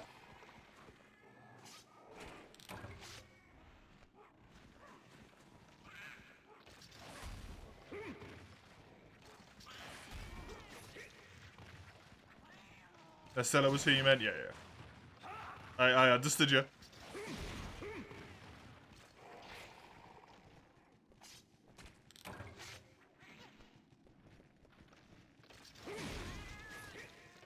There's only 2 spider monsters in the history of the franchise, right? The Magma Almudron over Agnactor really disappointed you. That honestly felt like a slap in the face. The fact that they put Eruptor in the maps and was like, eh? And then went, actually, no. You know that fish mud creature that everyone, like, really kind of... Not everyone, but most people didn't really like? We didn't put Eruptor in. We didn't put Agnactor. We made him fire instead. Huh? You put Zamtrios in at least, though, right?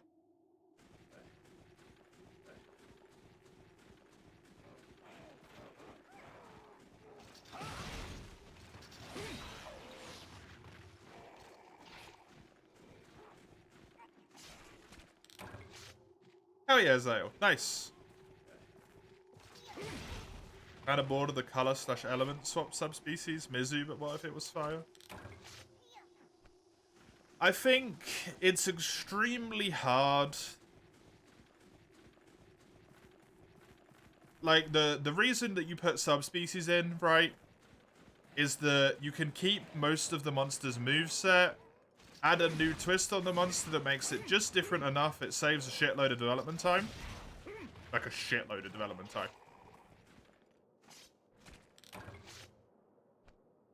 I think Rise did them right. Rise did a good job with its subspecies for the most part. There was some that were a bit lackluster. Magmadron, one of them. Wasn't fantastic, but I feel like most of that's due to the fact that they just teased Agnactor and then never put Agnactor in the game. To be honest. I don't think that's even necessarily anything wrong with Magmadron, other than the fact that I hate Almadron as well. Right?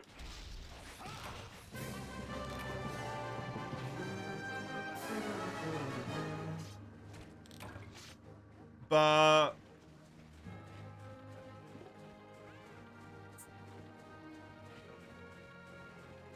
I think the other ones are pretty good.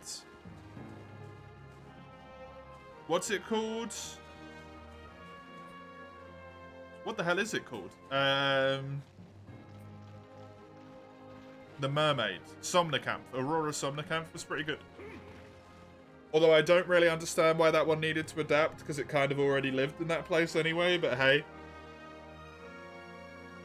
Aurora Somnicanth was pretty good. Pyarachnicodaki is essentially like the same monster, so that one's a bit weird as well. I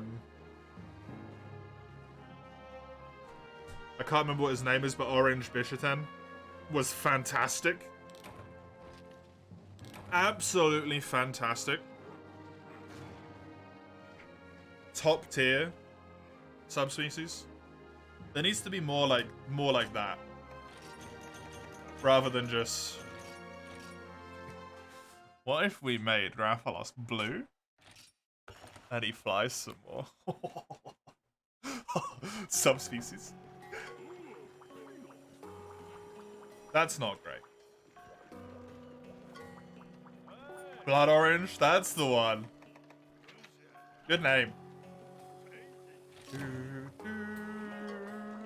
Definitely a weird name, but good name.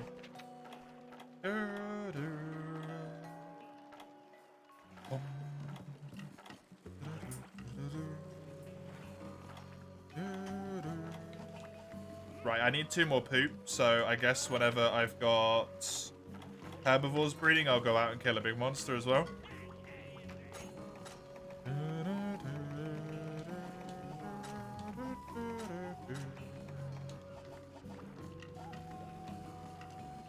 Desert Celtis Queen are the best kind of subspecies? Yeah, the ones that change the core mechanic in a really interesting way.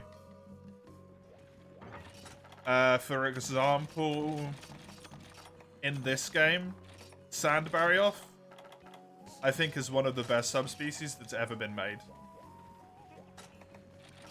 Completely removes the element of the creature that it normally had.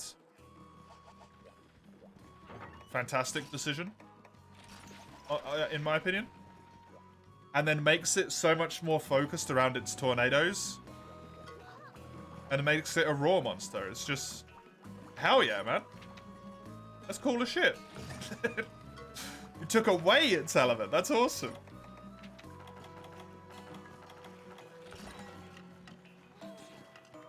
Green Naga's weird. Yeah, Green Naga's terrible.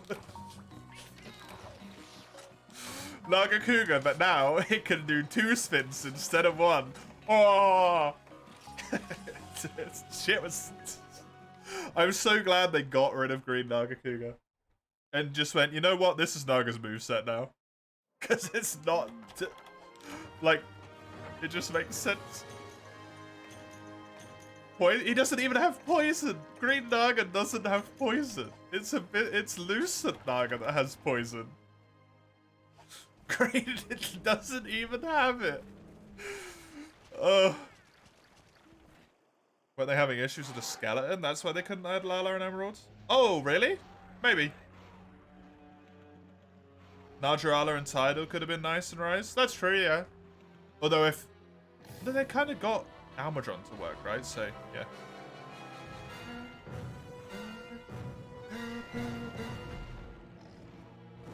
Yeah, Desert Celtis is solid. For sure. Hey, Human Harvest. Welcome. Acidic Glavenus. Acidic Glavenus is really good. Also, gets bonus points for utilizing a mechanic which is vastly underutilized in Defense Down. Honestly.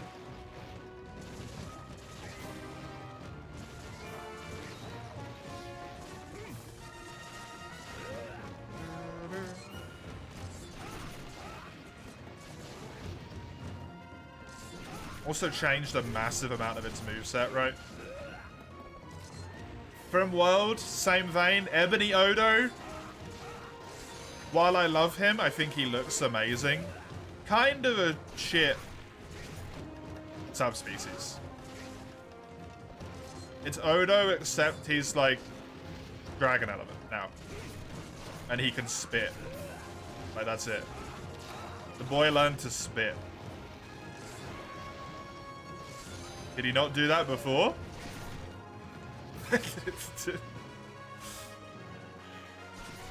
For some reason? No one teach him how to do that? This challenge sounds interesting. Yep. It's certainly one. It's basically, like, it's not quite, but it's almost the antithesis of the other challenge that I'm running simultaneously, which is kind of funny to me. I got a challenge where I have to upgrade at every single available opportunity, and a challenge where I'm not allowed to upgrade at all. Kind of a neat little dichotomy.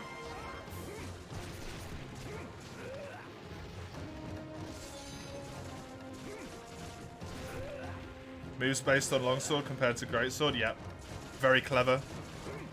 Very clever angle to go with there as well. Silver gold rafts were initially boring, but they changed it a lot and it became their own thing. Yeah. Silver gold rafts in Gen 5 are so good. Every gen before Gen 5, like, they're kind of just Rathalos but shiny. Oh, it's Rathian but shiny. Ooh. But now they have like their Hellfire mechanic and stuff. They're kind of their own thing. They're a shitload quicker. They're smaller, which is kind of neat. I like them. They're a lot better now.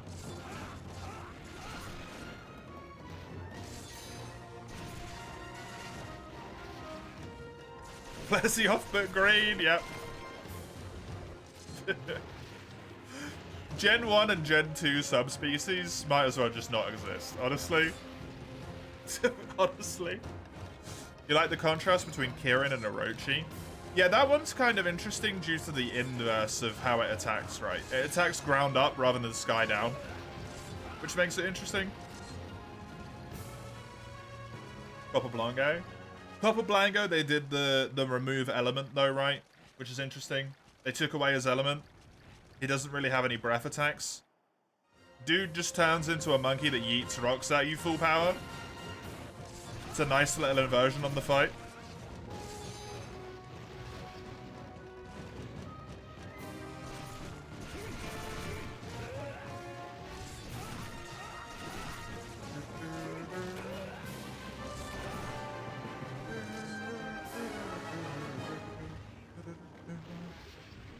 Boy. You thinking of getting back to 4U? Why is that, Human Harvest? Why so?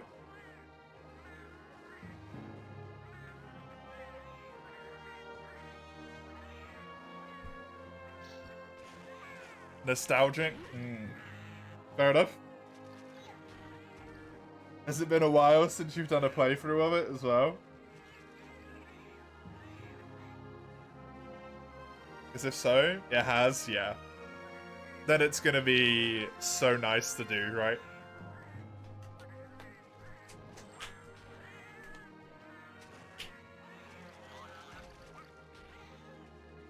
Hey, look at that! So I have a stream next Sunday. Neat. We're over the 50 count.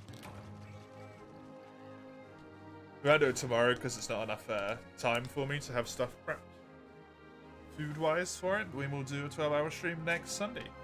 Nice.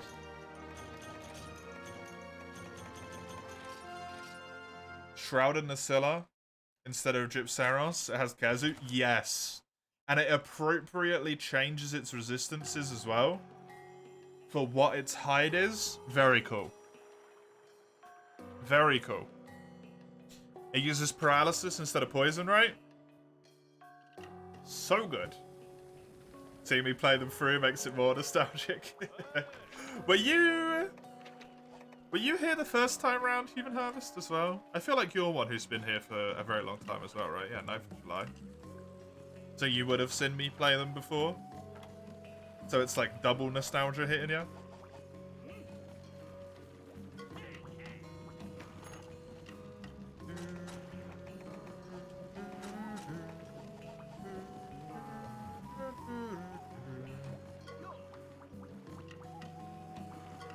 I'm both like and am sorry that I can do that to you.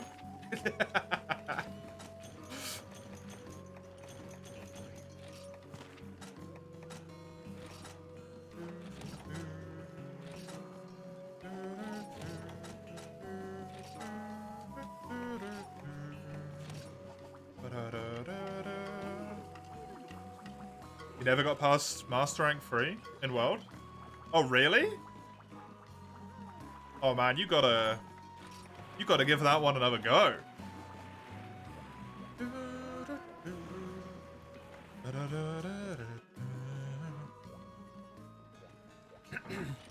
As a reason? Yeah, precisely.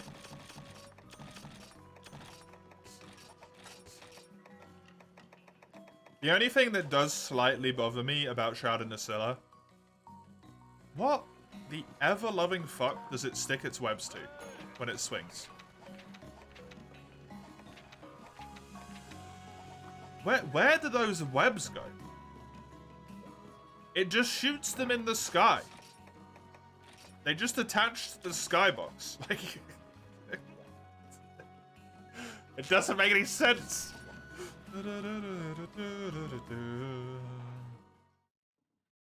That's the only bit that bothers me. Got invited to a D&D game. You pitched Fabula Ultima and said you'd run it if the DM liked what she saw. Pitched it to the others. She's only DMing because no one else wanted to. You're hijacking, Zale. Spider-Man can do it, but Nasilla can't. Yeah, you know what the difference is between Spider-Man and Nasilla? Spider-Man lives in a fucking city with tons of buildings. Nasilla lives in a desert. Well, you know what the other difference is? I give a shit about Nasilla. So I want to know how it works. You're not hijacking, you're offering D&D alternatives. Maybe a little bit of hijacking. Nasilla's real and Spider-Man's not. Yeah, exactly.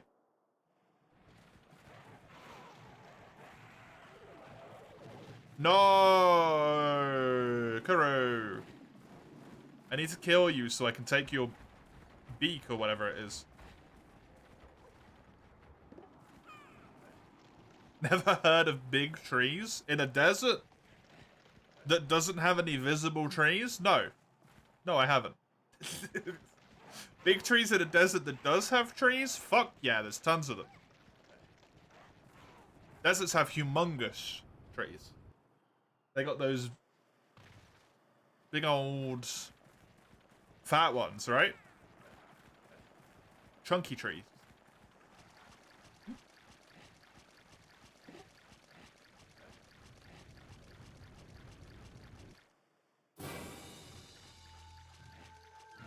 He swings from the Syringios flock that's fleeing. That's amazing. I like that. I like that answer. That's a good answer.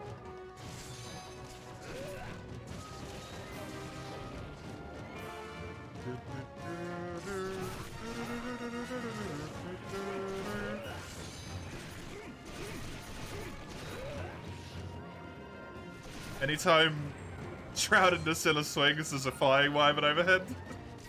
Just like, wait, what the fuck?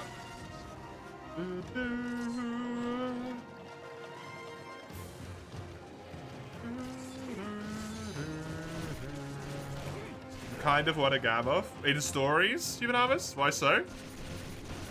I assume you mean in stories, not in real life.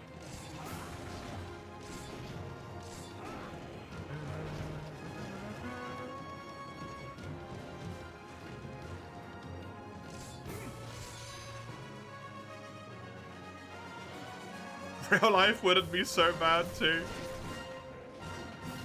I feel like feeding that thing would be a bitch though.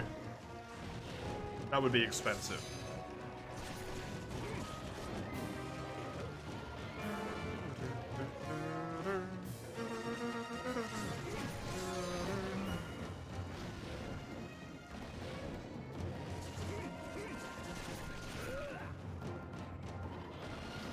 It's a challenge that you like? Ah, okay, fair enough.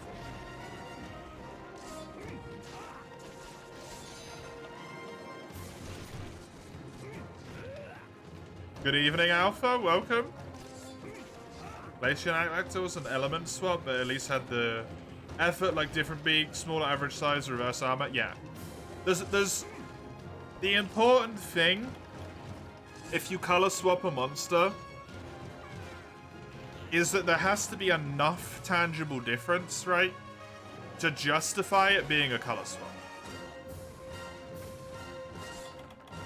And just changing the element is not good enough. There also needs to be something else, which is a core elemental mechanical change, which with Glacial Agnactor is the flipped armor mechanic, right? That's enough to justify it.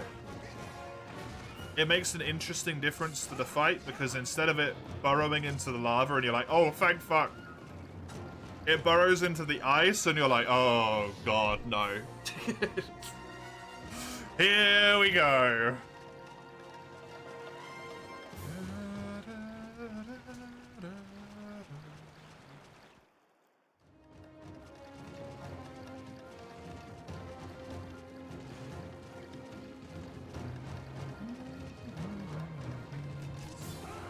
You missed this soundtrack?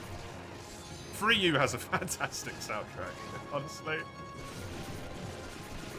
Deserted Island / Lagiacrus here is so good.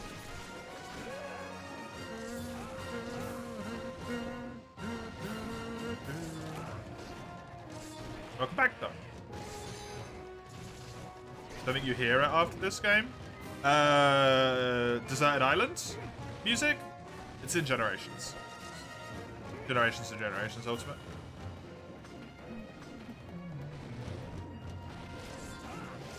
That's the only time, though.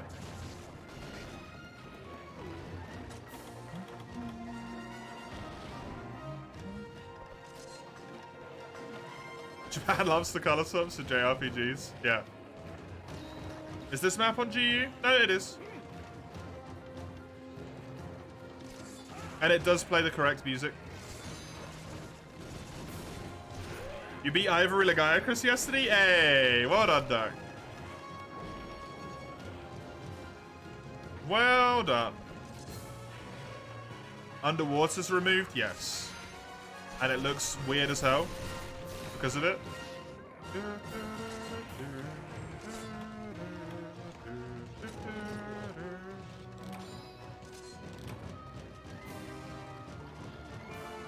Bum, bum, ba-dum.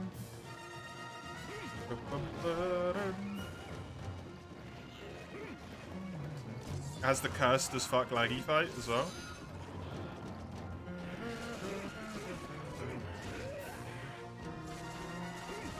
Please don't heal. Balls.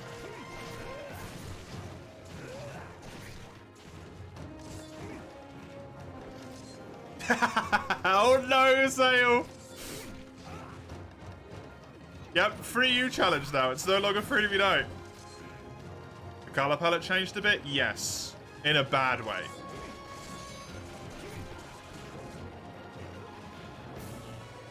They removed the unique texture that this game had and just turned it to like boring normal stuff. You like the knife and the fork? Thanks. It was the easiest weapon I could build for dual blades.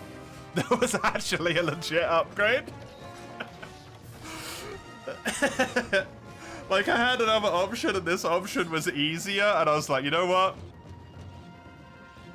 I just want the knife and the fork dual blades. When do you get a chance to use the Glutton's tools and they're actually like legit useful, right? The redeems for this challenge? Normal weapon redeems. Only things that are disabled are Greatsword, because I'm already playing it in the Collector's Challenge, and... Holy fuck, I don't need any more Greatsword, right? I also played crap loads of Greatsword in Freedom Unite. And...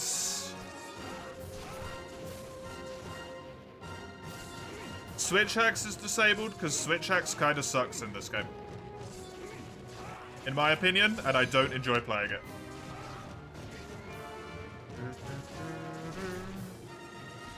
And then the normals, Hunting Horn, no ranged, all that stuff. Fuck mean? I'm sorry. I don't like it. It feels so bad.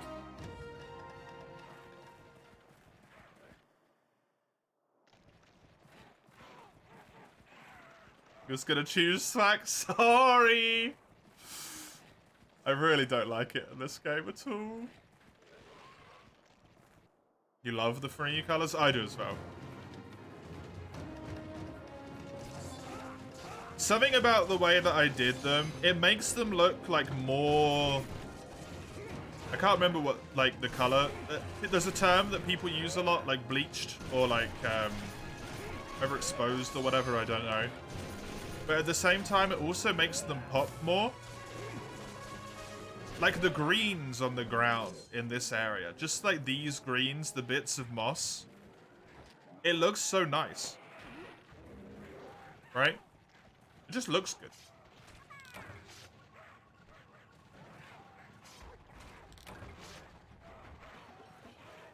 You say Longsword isn't fun to play or play with and you're a hater? It's not fun to play with if you're on the same team as a Longsworder. That's the damn truth.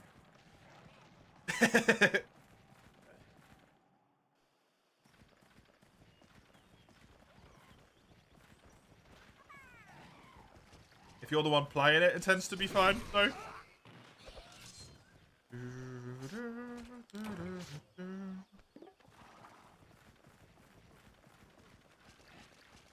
Just want to see if there's any bugs.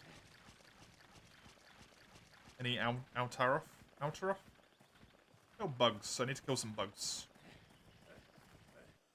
I've beaten the hardest monster. Through? No, we're not in G rank, so he's not the hardest monster yet.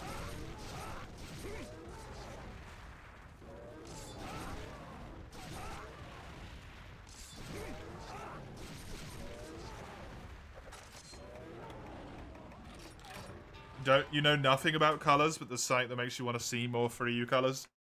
I'm the same, yeah. I couldn't tell you shit about color theory or why it works or any of that stuff, but what I can tell you is it works.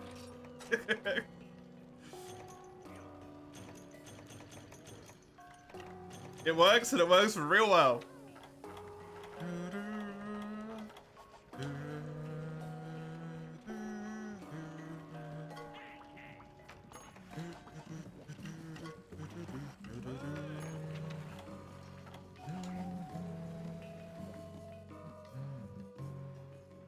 That is me done with the stream for today. Thank you very much for joining me. I hope you enjoyed. I will be back tomorrow with literally the same stuff as today. More 4U Collector's Challenge for the first half of the stream, and then the 3U Forge run here for the second half of the stream. One link there that Comro put, thank you Comro, will give you the stuff that you need in the local time zones. The Discord server, it's a Discord server, announcements, polls, general shit talking, memes, it's all there if you want it. And then the YouTube channel, if you want the VODs to catch up on anything you otherwise might have missed. That is me for today, though. Enjoy yourself, whatever you find yourself doing, until I see you next time. Till then, have a good one. See you later.